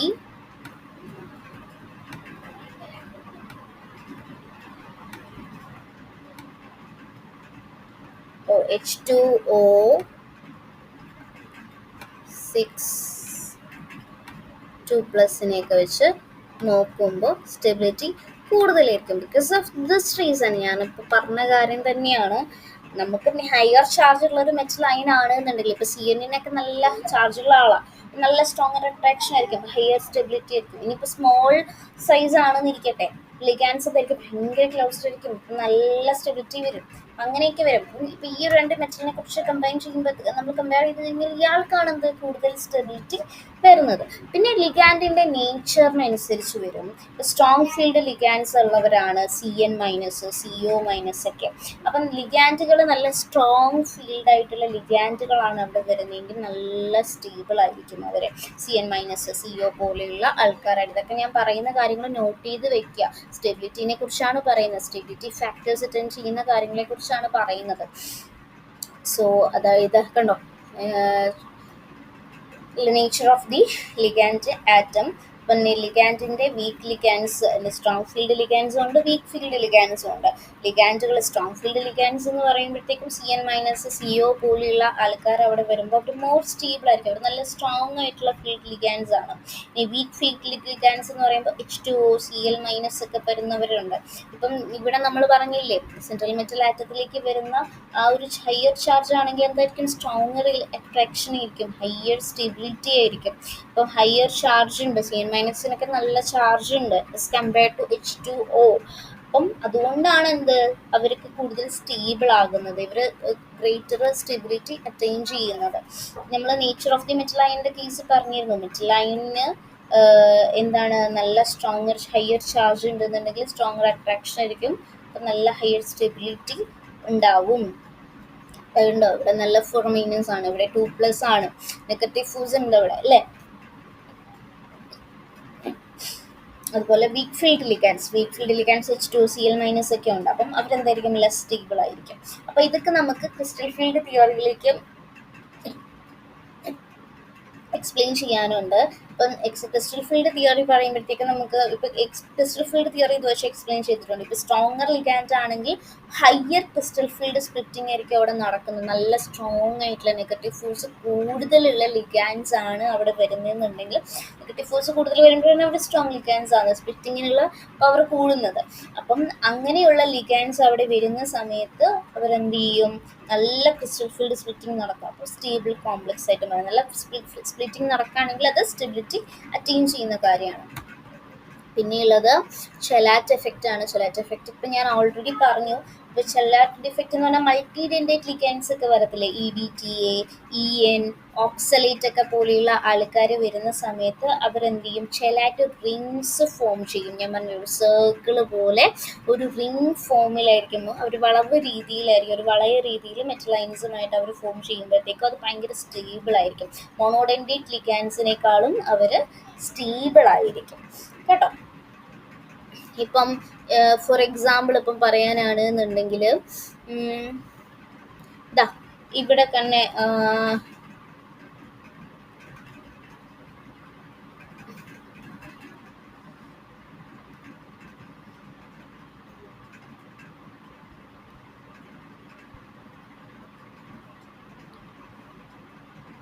ഇപ്പോൾ NI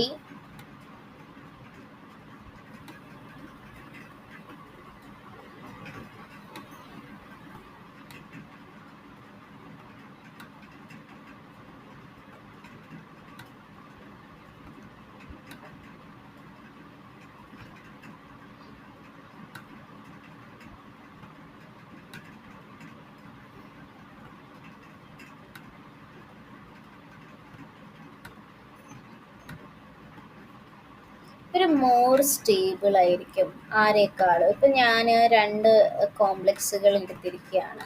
ഇപ്പം ചെലാറ്റ്ലിഗാൻസ് ആണെന്നുണ്ടെങ്കിൽ ഇപ്പോൾ വളയം പോലെ റിംഗ് ഫോമിൽ ഫോം ചെയ്യുന്നവരെ ഞാൻ എടുത്തു, സാധാരണ പോലെ ഫോം ചെയ്യുന്നവരെ എടുത്തു. NH3നെയാണ് ഞാൻ എടുത്തത്. അപ്പം NH3നെ എടുക്കുന്ന സമയത്ത് ഇതിലിപ്പം ആരായിരിക്കും മോർ സ്ട്രോങ്ങർ എന്ന് ചോദിച്ചാൽ എങ്ങനെ പറയും? ആരായിരിക്കും മോർ സ്ട്രോങ്ങർ? ഓഫ് കോഴ്സ് നമ്മുടെ ആരായിരിക്കും? NiEN3+ ആയിരിക്കും, സോറി 2+ ആയിരിക്കും. കാരണം എന്താ? ബിക്കോസ് ഞാൻ നേരത്തെ പറഞ്ഞ റീസൺ തന്നെയാണ്. കാരണം ഇവിടെ EN എന്ന് പറയുന്നത് സെൻട്രൽ മെറ്റലുമായിട്ട് രണ്ട് ബോണ്ട് എന്ത് ചെയ്യും? ഫോം ചെയ്യും. സോ ഒരു റിംഗ് പോലെ, ഇതാണ് സെൻട്രൽ മെറ്റൽ ആറ്റം എങ്കിൽ, മെറ്റൽ അയൺ എങ്കിൽ ഇവരുമായിട്ട് രണ്ട് ബോണ്ട് എന്ത് ചെയ്യും? ഈ EN എന്ന് പറയുന്ന ആൾ ഫോം ചെയ്യും, ഒരു റിംഗ് ഷേപ്പിൽ വരും. NH3 എന്ന് പറഞ്ഞാൽ ഇപ്പോൾ സെൻട്രൽ മെറ്റൽ ആറ്റം ആണ് എന്നുണ്ടെങ്കിൽ നമ്മൾ ഡയറക്റ്റ് നേരെയുള്ള ഒരു റിംഗ് അല്ലേ ഫോം ചെയ്യുന്നത്, ഒരൊറ്റ റിംഗ് അല്ലേ ഇപ്പം NH3 ആയിട്ട് ഫോം ചെയ്യുന്നുള്ളൂ. അപ്പോൾ അതുകൊണ്ട് തന്നെ എന്താണ്, ചെലാറ്റ് ലിഗാൻസ് വരുമ്പോഴത്തേക്കും ഇവിടെ EN എന്ന് പറഞ്ഞ ഇതിലും ഡയമീനാണ്, അതൊരു ബൈഡൻഡേറ്റ് ലിഗാൻഡ് ആണ്. സെൻട്രൽ മെറ്റലും ആറ്റമായിട്ട് രണ്ട് ലിഗാൻസ് ആണ് ഫോം ചെയ്യുന്നത്. അപ്പോൾ ചിലാറ്റ് രൂപത്തിൽ ഒരു എന്താ പറയുക, ഒരു സർക്കിൾ, ഒരു റിംഗ് ഫോമിലാണ്, ഒരു മൾട്ടി ഡെൻഡേറ്റ് ലിഗാൻസ് അല്ലേ അവർ. EN ഒക്കെ മൾട്ടി ഡെൻഡേറ്റ് ലിഗാൻസ്. അപ്പോൾ ചെലാറ്റ് റിംഗ്സ് പോലെയാണ് മെറ്റൽ അയൺസുമായിട്ട് അവർ ഫോം ചെയ്യുന്നത്. അപ്പം അതുകൊണ്ട് തന്നെ അവർ കൂടുതൽ സ്റ്റേബിൾ ആണ്. ഇപ്പോൾ ഈ ഒരു കോമ്പൗണ്ടിനെ വെച്ച് നോക്കുമ്പോൾ ഇവർ മോർ സ്റ്റേബിൾ ആണ്. ഓക്കെ,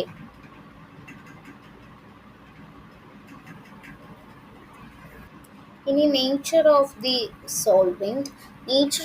സോൾവെൻറ്റ് വരുന്ന സമയത്ത് ഇപ്പം നമ്മളിപ്പോൾ ഒരു നേച്ചർ ഓഫ് ദി സോൾവെൻറ്റ് ഇപ്പോൾ എടുക്കുമ്പോൾ സോൾവെൻറ്റ് എന്താണെന്നറിയില്ല. ചില സോൾവെൻറ്റുകളിലും കോംപ്ലക്സ് കൂടുതൽ ഡിസോൾവ് ആകാൻ എന്ത് ചെയ്യും? ഹെൽപ്പ് ചെയ്യും. അപ്പം അത് നോൺ കോർഡിനേറ്റിംഗ് സോൾവെൻസിൽ എന്തായിരിക്കും? ഹയർ സ്റ്റെബിലിറ്റി ആയിരിക്കും. ഇപ്പോൾ ചില സോൾവെൻറ്റുകൾ കോംപ്ലക്സ് കൂടുതൽ ഡിസോൾവ് ആകാനായിട്ട് ഭയങ്കരമായിട്ട് സഹായിക്കും. ചില സോൾവെൻറ്റുകൾ നമ്മളിപ്പം സോൾവെൻറ്റുകളിലേക്കാണ് നമ്മൾ കോംപ്ലക്സ് ഇപ്പോൾ ആഡ് ചെയ്യുന്നതെന്നുണ്ടെന്നുണ്ടെങ്കിൽ അത് ഡിസോൾവ് ആകാൻ കൂടുതൽ ഹെൽപ്പ് ചെയ്യും. അതുപോലെ തന്നെ നോൺ കോർഡിനേറ്റിംഗ് സോൾവെൻസിന് എന്തായിരിക്കും? ഹയർ സ്റ്റെബിലിറ്റി ആയിരിക്കും. അത് ഓർത്തിരിക്കുക. പിന്നെ സ്റ്റെറിക് എഫക്ട്സ് ഉണ്ട്, അതായത് ഒരു തടസ്സം. ലിഗാൻഡ് ബൾക്കി ആണെങ്കിൽ ബൈൻഡിങ് എന്ത് ചെയ്യും? കുറയും. അപ്പം അങ്ങനെ സ്റ്റെബിലിറ്റി കുറയും. പിന്നെ കോംപ്ലക്സിൻ്റെ ചാർജ്, ഇപ്പോൾ ഓപ്പോസിറ്റ് ചാർജസ്, ഇപ്പം മെറ്റലിൻ്റെ ലിഗാൻഡിൻ്റെയും ഇടയിൽ ഓപ്പോസിറ്റ് ചാർജുകളാണ് എന്നുണ്ടെങ്കിൽ അവിടെ നല്ല സ്ട്രോങ് അട്രാക്ഷൻ വരും. അപ്പോൾ അവിടെ നല്ല സ്റ്റെബിലിറ്റി ഉണ്ടാവും. പിന്നെ സെയിം ചാർജ് വരുമ്പോഴത്തേക്കും എന്തായിരിക്കും? ഓഫ് കോഴ്സ് അവിടെ സെയിം ചാർജാണ് വരുന്നതെങ്കിൽ അവിടെ ഒരു റിപ്പൽഷൻ ആയിരിക്കും സംഭവിക്കുന്നുണ്ടാവുക. അപ്പോൾ ലെസ് സ്റ്റേബിൾ ആയിരിക്കും. ഓക്കെ, ഇനി ഫോർമേഷൻ കോൺസ്റ്റൻസിൻ്റെ ഒരു കേസ് പറഞ്ഞു. ഫോർമേഷൻ കോൺസ്റ്റൻറ്റിൻ്റെ കേസ് എന്ന് പറയുമ്പോഴത്തേക്കും ഇവിടെ ഇപ്പോൾ കണ്ടോ, ഒരു ഫോർമേഷൻ കോൺസ്റ്റൻറ്റ് കേസാണ് കാണിക്കുന്നത്. ഫോർമേഷൻ കോൺസ്റ്റൻറ്റ് കേസ് എന്ന് പറഞ്ഞു കഴിഞ്ഞാൽ എന്താണ് മനസ്സിലാക്കുന്നത്? എന്താണ് ഫോർമേഷൻ കോൺസ്റ്റൻറ്റ് കേസ് എന്ന് പറഞ്ഞാൽ ഒന്നുമില്ല. ഇപ്പോൾ മെറ്റലും ലിഗാൻഡുകൾ ചേർന്ന് എന്താവുന്നു? ML ഉണ്ടാവുന്നു. അതിനെ നമ്മൾ K1 എന്ന് വിളിക്കുന്നു. പിന്നെ ഇനി ഇപ്പോൾ നമ്മളൊരു ലിഗാൻഡ് കൂടെ എഴുതി കഴിഞ്ഞാൽ അത് ML2 K2 എന്നുള്ള രീതിയിൽ കാണിക്കുന്നു. പിന്നെ ML2+L അതിൻ്റെ കൂടെ ഉപയോഗിക്കുന്നത് പിന്നെ ML. കാരണം ഇനിയും ലിഗാൻഡുകൾ ചേർന്ന് വരുമ്പോൾ അതാണ് ആ N കൊണ്ട് സൂചിക്കുന്നത്, നമ്പർ ഓഫ് ലിഗാൻഡ്സ് ആണ് കേട്ടോ. അപ്പം അതാണ് ഈ ഒരു ഇതുകൊണ്ട് കാണിക്കുന്നത്. ഇപ്പം ലാർജർ, ഇപ്പം നമുക്കിപ്പം ഇപ്പം βN എന്ന് കാണിക്കുന്നത് എന്താണ്? സ്റ്റെബിലിറ്റി കോൺസ്റ്റന്റ് ആണ്. അപ്പം അത് K1 × K2 × K3 × എത്ര ലിഗാൻഡുകൾ വരുന്നു അതിനനുസരിച്ച് കൂടി വരും എന്നുള്ള ആ ഒരു മൾട്ടിപ്ലൈ ചെയ്ത് വരും എന്നുള്ളതാണ്. ഓക്കെ, അത്രയേ ഉള്ളൂ. ഒന്നും വലിയ കാര്യമില്ല, ജസ്റ്റ് ഒന്ന് മനസ്സിലാക്കി പോകേണ്ട കാര്യമുള്ളൂ. മറ്റുള്ള ലിഗാൻഡ് ചേർന്ന് മറ്റു ലിഗാൻഡ് വരും. പിന്നെ ലിഗാൻഡുകളുടെ എണ്ണം വേണം, ലിഗാൻഡുകളുടെ എണ്ണം കൂടും. പിന്നെ ഇങ്ങനെ ഇങ്ങനെ ഇങ്ങനെ കൂടും. ഈ എന്ന് ഉദ്ദേശിക്കുന്ന നമ്പർ ഓഫ് ലിഗാൻഡ്സ് വീണ്ടും ലിഗാൻഡുകൾ കൂടുന്നതിൻ്റെ കാര്യമാണ്. ഓക്കെ, അത്രയേ ഉള്ളൂ.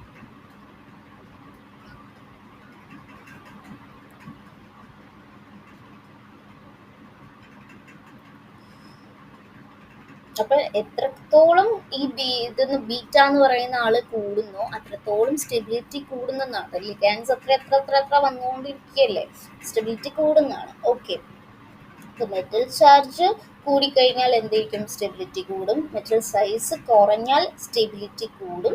ലിഗാൻഡിന്റെ ബേസിസിറ്റിക്ക് അനുസരിച്ച് കൂടിക്കഴിഞ്ഞ് കഴിഞ്ഞാൽ, ലിഗാൻഡ് ബേസിസിറ്റി കൂടിക്കഴിഞ്ഞാൽ സ്റ്റെബിലിറ്റി കൂടും. സൊല്യൂഷൻ കൂടിക്കഴിഞ്ഞാൽ സ്റ്റെബിലിറ്റി കൂടും. സ്റ്റെറിക് ഹിൻഡ്രൻസ് കൂടിക്കഴിഞ്ഞാൽ സ്റ്റെബിലിറ്റി കുറയും.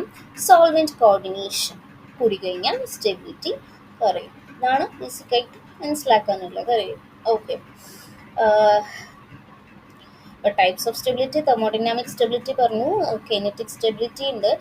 ഇപ്പൊ ഈ ഒരു ഇപ്പൊ M+L എന്ന് പറഞ്ഞ മെറ്റലും ലിഗാൻഡും, അപ്പൊ അത് ML എന്നാകുന്നു. അപ്പൊ അതിനെ നമ്മൾ K1 എന്ന് വിളിക്കുന്നു. പിന്നെ അതിന് മെറ്റൽ ലിഗാൻഡിൻ ഈ MLന്റെ കൂടെ നമ്മൾ ഒരു ലിഗാൻഡും കൂടെ ആഡ് ചെയ്യുന്നു. അപ്പൊ നമുക്ക് ML2 എന്ന് പറയുന്നു. അതിനെ നമ്മൾ K2 എന്ന് വിളിക്കുന്നു. അതാണ് കേട്ടോ ഇവിടെ കോൺസെൻട്രേഷനിൽ എഴുതിയിരിക്കുന്നത്. പിന്നെ നമ്മൾ വീണ്ടും ML2ന്റെ കൂടെ വീണ്ടും ഒരു ലിഗാൻഡിനെ ആഡ് ചെയ്തു. അപ്പൊ നമ്മൾ MLN എന്ന് വിളിക്കുക. N is the number of ligands, എത്ര എത്ര നമ്പർ കൂടി കൂടി വരുന്നു. അങ്ങനെ ഇങ്ങനെ MLN വരെ നമ്മൾ എന്ത് ചെയ്യും, അതിങ്ങനെ പോകും. സ്റ്റെപ്പ് ഫേസ് ഫോർമേഷൻ കോൺസ്റ്റന്റ് എന്ന് പറഞ്ഞാൽ K1, K2, K3 അങ്ങനെ Kn വരെ അത് പോകും. അപ്പോൾ ഓവറോൾ ഒരു ക്യുമുലേറ്റീവ് സ്റ്റെബിലിറ്റി കോൺസ്റ്റന്റ് എന്ന് പറയുന്നത് എന്താ, beta N is equal to K1 into K2 into K3 into etcetera ഇങ്ങനെ Kn വരെ പോകും. അപ്പോൾ Bn വലുതായി കഴിഞ്ഞാൽ കോംപ്ലക്സ്, അതായത് Bn എന്ന് പറയുന്നത് ഇങ്ങനെ ഇങ്ങനെ ഇങ്ങനെ ഇങ്ങനെ ഇങ്ങനെ അങ്ങ് പോയി, K2 K3 അങ്ങനെ അങ്ങ് പോയി പോയി പോയി പോയി Bn വലുതായാൽ കോംപ്ലക്സ് എന്തെങ്കിലും കൂടുതൽ സ്റ്റേബിൾ ആയിരിക്കും. ഇനി Bn ചെറുതാണെന്നുണ്ടെങ്കിൽ കോംപ്ലക്സ് കുറച്ച് സ്റ്റെബിലിറ്റി കുറയും. ഓക്കെ, നീളത് കൈനറ്റിക് സ്റ്റെബിലിറ്റി ആണ്. കൈനറ്റിക് സ്റ്റെബിലിറ്റി എന്ന് പറഞ്ഞാൽ ഒരു കോംപ്ലക്സ് എത്ര വേഗത്തിൽ പ്രതികരിക്കുന്നു എന്നതിനെ അടിസ്ഥാനമാക്കിയിട്ടുള്ളതാണ്. ചില കോംപ്ലക്സുകൾ എളുപ്പത്തിൽ ലിഗാൻഡുകൾ മാറ്റി റീഅറേഞ്ച് ചെയ്യും, ലാബയിലാണ്. അപ്പം ചിലത് വളരെ പതുക്കെ അത് ചെയ്യത്തുള്ളൂ. അവർ അങ്ങനെയുള്ളവർ അത് ഇനേർട്ടായിരിക്കും, ഒരു മിഡിൽ ആയിട്ടുള്ള രീതിയിലായിരിക്കും അവർ റിയാക്ട് ചെയ്യുന്നത്. അപ്പം അങ്ങനെയുള്ളവർ അത് ഇനേർട്ടായിരിക്കും. ഇപ്പോൾ ഫോർ എക്സാമ്പിൾ പറയാനാണെങ്കിൽ CONH3 എന്ന് പറയുന്നത് കൈനറ്റിക്കലി ഇനേർട്ടാണ്. അതുപോലെ NiH2O6 2+ എന്ന് പറയുന്ന കൈനറ്റിക്കലി ലബൈലാണ്. അങ്ങനെയൊക്കെയുണ്ട്. Factors affecting stability of MLN complexes. ഇപ്പം അതാണ് നമ്മളിവിടെ പറഞ്ഞ charge of the metal ion, nature of the ligand, അങ്ങനെയൊക്കെയുള്ള കാര്യങ്ങൾ നമ്മൾ പറഞ്ഞത്. ഓക്കെ, ചാർജ്, സൈസ്, മെറ്റൽ, ഇതെല്ലാം നമ്മൾ പറഞ്ഞു. ചെലറ്റ് എഫക്റ്റ് കാര്യങ്ങളൊക്കെ പറഞ്ഞു. Charge on complex, size and steric effect, solvent effect ഒക്കെ നമ്മൾ പറഞ്ഞു. Okay, step by stability constant trend സാധാരണ എങ്ങനെയായിരിക്കും, K1 greater than K2 greater than K3 എന്നുള്ളതായിരിക്കും. ഇവിടെ വരുന്നത് കണ്ടു, K1 greater than K2 greater than K3 greater than, അങ്ങനെ പോകും. കാരണം മെറ്റൽ അയണിനോട് ലിഗാൻഡ് ഇങ്ങനെ ചേർന്നുകൊണ്ടിരിക്കുമ്പോൾ പോസിറ്റീവ് ചാർജ് എന്ത് ചെയ്യാണ്, കുറയുകയാണ്. അപ്പോൾ അടുത്ത ലിഗാൻഡിനെ എന്ത് ചെയ്യുന്നു, ബൈൻഡിങ് കുറയുകയാണ്. അപ്പോൾ അതിങ്ങനെ ഈ അടുത്ത പുറമെ ഇങ്ങനെ ആൾക്കാർ വരുന്നതിനനുസരിച്ച് അവരുടെ ഒരു ബൈൻഡിങ്ങിന് അങ്ങനെ കുറഞ്ഞ് ഇരിക്കുകയാണ്. മെറ്റൽ അയണിനോട് ഇങ്ങനെ ലിഗാൻഡ് ഇങ്ങനെ ഒരാൾ വന്നു, അത് കഴിഞ്ഞ് അടുത്ത ആൾ വന്നു, അങ്ങനെ ഇങ്ങനെ വന്നുകൊണ്ടിരിക്കുമ്പോഴത്തേക്കും പോസിറ്റീവ് ചാർജ് അവിടെ കുറയും. അപ്പോൾ അടുത്ത ലിഗാൻഡ് വരുന്ന സമയത്ത് അവിടെ ബൈൻഡിങ് കുറയണം. അതാണ് ഇങ്ങനെ ഗ്രേറ്റർ ചാർജ് ആദ്യം വരുന്ന ആൾക്ക് കിട്ടുന്നത്. ഓക്കെ,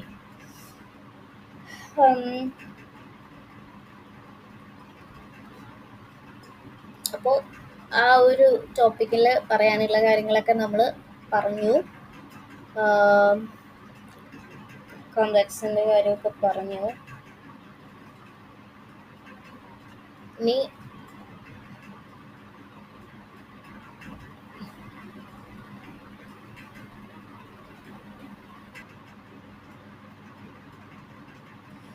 ഇനി നമുക്ക് പറയാനുള്ളത് തിയറി ഓഫ് കോംപ്ലക്സോമെട്രിക് ടൈട്രേഷൻസ് ആണ്. സോ കോംപ്ലക്സോമെട്രിക് ടൈട്രേഷൻസ് എന്ന് പറയുന്നത് ഒരു വോളിയോമെട്രിക് അനാലിസിസ് രീതിയാണ്. അപ്പം ഇതിലൊരു മെറ്റൽ അയൺ സൊല്യൂഷൻ്റെ ഇപ്പോൾ അളവ് നമ്മൾ കോൺസെൻട്രേഷൻ, ഇപ്പോൾ നമ്മളൊരു മെറ്റൽ അയണിൻ്റെ സൊല്യൂഷൻ്റെ ഒരു കോൺസെൻട്രേഷൻ, ആ ഒരു അളവ് കണ്ടെത്താൻ അതുമായി ഒരു കോംപ്ലക്സ് ഫോമിങ് റിയേജൻറ്റ്, അതിപ്പോൾ ലിഗാൻഡ് ആകാം, അങ്ങനെ ഉപയോഗിച്ച് ഒരു ടൈട്രേഷൻ നമ്മൾ നടത്തും. അതായത് ഒരു കോംപ്ലക്സോമെട്രിക് ടൈട്രേഷൻ എന്നത് നമുക്കൊരു അനാലിസിസ്, ഒരു വോളിയോമെട്രിക് അനാലിസിസിൻ്റെ ഒരു പാറ്റേൺ ആണ്, ഒരു രീതിയാണ്. അപ്പോൾ അതിലൊരു മെറ്റൽ അയൺ സൊല്യൂഷൻ്റെ കോൺസെൻട്രേഷൻ, ഒരു മെറ്റൽ അയൺ സൊല്യൂഷൻ്റെ കോൺസെൻട്രേഷൻ നമുക്കിപ്പോൾ കണ്ടെത്തണം. അപ്പോൾ അതുമായിട്ട് ബന്ധപ്പെട്ട ഒരു കോംപ്ലക്സ് റിയേജൻറ്റ് അവിടെ കാണുമല്ലോ, ലിഗാൻഡ് അവിടെ കാണുമല്ലോ. അപ്പോൾ ആ ലിഗാൻഡുകളെ ഉപയോഗിച്ച് ഒരു കോംപ്ലക്സ് ഫോമിങ് റിയേജൻറ്റ്, അതിപ്പോൾ ലിഗാൻഡ് ആകാം, ലിഗാൻഡുകളെ ഉപയോഗിച്ച് നമ്മൾ എന്ത് ചെയ്യുന്നു, ടൈട്രേഷൻ നടത്തുന്നു. അതായത് ഒരു മെറ്റൽ അയൺ ലിഗാൻഡിനോട് ചേർന്ന് സ്റ്റേബിൾ കോംപ്ലക്സ് രൂപപ്പെടുത്തുമ്പോൾ നമുക്കൊരു ഇക്വിവാലൻസ് പോയിന്റ് നമുക്ക് ലഭിക്കും. അപ്പം അതിൻ്റെ ഒരു പ്രിൻസിപ്പിളാണ്, ഒരു അടിസ്ഥാനമായിട്ടുള്ള ഒരു തിയറിയാണ് ഒരു കോംപ്ലക്സോമെട്രിക് ടൈട്രേഷൻ്റെ ഒരു അടിസ്ഥാന തിയറി എന്ന് പറയുന്നത്. ഒരു മെറ്റൽ അയൺ, ഇപ്പം ഞാൻ Mn+ എന്ന് പറയുന്ന ഒരു മെറ്റൽ അയൺ എടുത്തെന്ന് വിചാരിച്ചു. ഒരു Mn+ന് ഒരു സ്റ്റോഷിയോമെട്രിക് ഒരു പർട്ടിക്കുലർ സ്റ്റോഷിയോമെട്രിക് കോഎഫിഷ്യൻ്റ് ഉണ്ട്.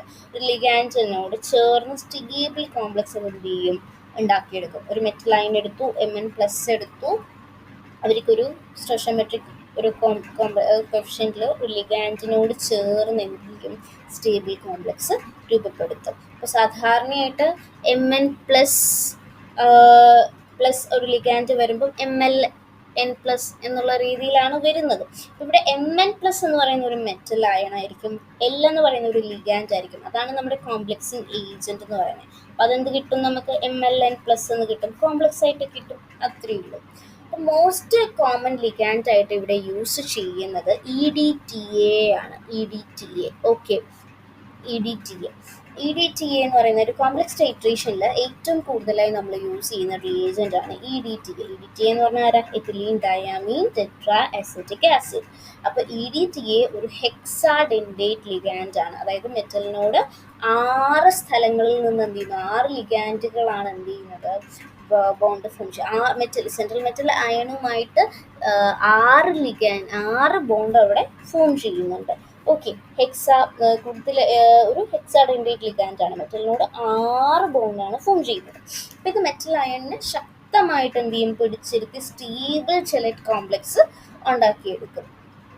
ഓക്കെ, ഇപ്പം ഞാൻ കാൽഷ്യത്തിൻ്റെ കേസ് പറയുകയാണെങ്കിൽ അപ്പോൾ Ca2+ H2Y2 minus Ca(Y2 minus +2H2+. ഇവിടെ H2Y2 മൈനസ് എന്ന് പറയുന്നത് EDTA ആനയോൺ ആണ് കേട്ടോ, ആനയോൺ ആണ്. ഇപ്പോൾ ഇൻഡിക്കേറ്റേഴ്സ് ആയിട്ട് അവിടെ വരുന്നത് മെറ്റൽ അയണിനെ EDTA കൊണ്ട് ഇപ്പം നമ്മൾ ടൈട്രേറ്റ് ചെയ്യുമ്പോൾ മെറ്റൽ അയണിൻ്റെ നിറം എന്ത് ചെയ്യത്തില്ല, മാറത്തില്ല, നിറത്തിന് ഒരു വ്യത്യാസം, കളറിന് ഒരു വ്യത്യാസവും വരത്തില്ല. അതുകൊണ്ട് തന്നെ മെറ്റൽ അയൺ എന്ത് ചെയ്യണം, ഇൻഡിക്കേറ്റർ ഉപയോഗിക്കണം. ഇൻഡിക്കേറ്റർ ആദ്യം മെറ്റലിനോട് നിറമുള്ള കോംപ്ലക്സ് എന്ത് ചെയ്യും, ഉണ്ടാക്കിയെടുക്കും. ടൈട്രേഷനിൽ EDTA മെറ്റലിനെ മാറ്റിയെടുക്കുമ്പോൾ ഇൻഡിക്കേറ്ററിൻ്റെ നിറം എന്ത് ചെയ്യും, മാറും. അതാണ് ഒരു എൻഡ് പോയിന്റ് കേട്ടോ. ഇൻഡിക്കേറ്റർ ആദ്യം നമ്മൾ എന്ത് ചെയ്യും, മെറ്റലിനോട് നിറമുള്ള ഒരു കോംപ്ലക്സ് ഉണ്ടാക്കി എടുക്കും. ടൈട്രേഷനിൽ EDTA മെറ്റലിനെ മാറ്റിയെടുക്കുമ്പോൾ ഇൻഡിക്കേറ്ററിൻ്റെ നിറം മാറും. അതാണ് എൻഡ് പോയിന്റ്. ഉദാഹരണം പറയുകയാണെങ്കിൽ ഇപ്പോൾ ഏരിയോക്രോം ബ്ലാക്ക് ടീ, EBT എന്ന് പറയും. അപ്പോൾ ഇനീഷ്യലി അത് ഫോം ചെയ്യുന്നത് റെഡ് കോംപ്ലക്സ് ആണ്. ഓക്കെ, റെഡ് കോംപ്ലക്സിലാണ് അത് ഇനീഷ്യലി ഫോം ചെയ്യുന്നത്. പിന്നെ EDTA ആയിട്ട് ടൈട്രേറ്റ് ചെയ്യുമ്പോഴത്തേക്കും ആ കോംപ്ലക്സ് ബ്രേക്കായി ഫ്രീ ഇൻഡിക്കേറ്റർ ഒരു ബ്ലൂ കളർ അവിടെ അപ്പിയർ ചെയ്യും. ഓക്കെ, ബ്ലൂ കളർ അവിടെ അപ്പിയർ ചെയ്യും. കളർ ചേഞ്ച് എങ്ങനെയാണ് വരുന്നത്, ആദ്യം റെഡ് ആയിരുന്നു, ഒരു വൈൻ റെഡ് കളറായിരുന്നു. പിന്നെ ഇൻഡിക്കേറ്റർ വെച്ച് ടൈട്രേറ്റ് ചെയ്ത് കഴിയുമ്പോൾ EDTA വെച്ച് ടൈട്രേറ്റ് ചെയ്ത് കഴിയുമ്പോഴത്തേക്കും the complex breaks and free indicator blue appears, ഒരു ബ്ലൂ ഇൻഡിക്കേറ്റർ അവിടെ അപ്പിയർ ചെയ്യും. ഓക്കെ, അതാണ് അവിടെ പറയുന്നത്. ഓക്കെ, അത്രയേ ഉള്ളൂ, അതാണ് കോംപ്ലക്സ് ടൈട്രേഷൻ. അപ്പം ഇനി നമുക്ക് അത്രയേ ഉള്ളൂ പറയാനായിട്ട്. പിന്നീട് types of complex geometric titrations ഉണ്ട്. ഡയറക്ട് ടൈട്രേഷൻ ഉണ്ട്, ബ്രാക്ക് ടൈട്രേഷൻ ഉണ്ട്, റീപ്ലേസ്മെന്റ് അതായത് സബ്സ്റ്റിറ്റ്യൂഷൻ ടൈട്രേഷൻ ഉണ്ട്, ഇൻഡയറക്ട് ടൈട്രേഷൻ ഉണ്ട്, പിന്നെ B H and buffer solution ഉണ്ട്. അതൊക്കെ നമ്മൾ ചെറിയ ക്ലാസ്സിൽ പഠിച്ചിട്ടുള്ളതാണ്. അതൊക്കെ ഞാൻ ജസ്റ്റ് എന്താണെന്ന് പറഞ്ഞു. ഇപ്പോൾ ഡയറക്ട് ടൈട്രേഷൻ ആണെങ്കിൽ മെറ്റൽ അയൺ സൊല്യൂഷന് നേരിട്ട് EDTA എന്ത് ചെയ്യുന്നു, ടൈട്രേറ്റ് ചെയ്യുക. ഇപ്പോൾ എക്സാമ്പിൾ പറയുകയാണെങ്കിൽ determination of Ca2+ or Mg2+. അതിവിടെയുണ്ട് കേട്ടോ, Cu2+ ആൻഡ് Mg2+. ഡയറക്റ്റ് ഒരു ടൈട്രേഷൻ വരെ മെറ്റൽ അയൺ സൊല്യൂഷൻ നേരിട്ട് EDTA ആയിട്ട് ടൈട്രേറ്റ് ചെയ്യുന്നതാണ്. പിന്നെ ബാക്ക് ടൈട്രേഷൻ എന്ന് പറഞ്ഞാൽ ഇപ്പോൾ മെറ്റൽ അയൺ ഫസ്റ്റ് റിയാക്ട് ചെയ്യും. എക്സസ് ആയിട്ടുള്ള ഒരു EDTA ഉണ്ടെന്നുണ്ടെങ്കിൽ റിയാക്ട് ചെയ്യും. Then excess EDTA titrated with another standard metal solution. Excess EDTA എന്ത് ചെയ്യും, ഒരു സ്റ്റാൻഡേർഡ് മെറ്റൽ വേറൊരു ആളുണ്ടെങ്കിൽ വേറൊരു സ്റ്റാൻഡേർഡ് ആയിട്ടുള്ള മെറ്റൽ സൊല്യൂഷനുമായിട്ട് ടൈട്രേറ്റ് ചെയ്യും. അതിപ്പോൾ Zn2+ ആണെന്ന് വിചാരിച്ചോ. പിന്നെ റീപ്ലേസ്മെന്റ് സബ്സ്റ്റിറ്റ്യൂഷൻ ആണ്. മെറ്റൽ അയൺ എന്ത് ചെയ്യുന്നില്ല, does not directly react with EDTA. പിന്നെ എങ്ങനെയാണ് ചെയ്യുന്നത്, so replaced by another metal. അവർ ഡയറക്റ്റ് റിയാക്ട് ചെയ്യത്തില്ല, EDTA ആയിട്ട് ഡയറക്റ്റ് റിയാക്ട് ചെയ്യത്തില്ല, മറ്റൊരു മെറ്റലുമായിട്ട് റീപ്ലേസ് ചെയ്തിട്ടാണ് എന്നിട്ട് എന്ത് ചെയ്യും, ഒരു സ്റ്റേബിൾ കോംപ്ലക്സ് EDTA ആയിട്ട് വരും. ഇനി ഇൻഡയറക്ട് ടൈട്രേഷൻ എന്ന് പറയുന്നതും മെറ്റൽ അയൺ എന്ത് ചെയ്യില്ല, കനോട്ട് ഡയറക്ട്ലി ഫോം കോംപ്ലക്സ് വിത്ത് EDTA. പിന്നെ എന്ത് ചെയ്യും, അനദർ സ്പീഷ്യസ് ഇൻഡയറക്ട്ലി ഡിറ്റർമൈൻ ചെയ്യും. pH and buffer solution. ഇപ്പോൾ കോംപ്ലക്സ് ഫോർമേഷൻ EDTA രൂപത്തിൽ നമ്മൾ ഡിപ്പെൻഡ് ചെയ്തിരിക്കുകയാണ്.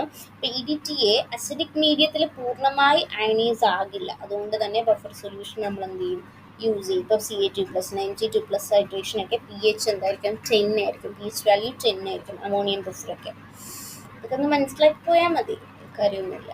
ഓക്കെ.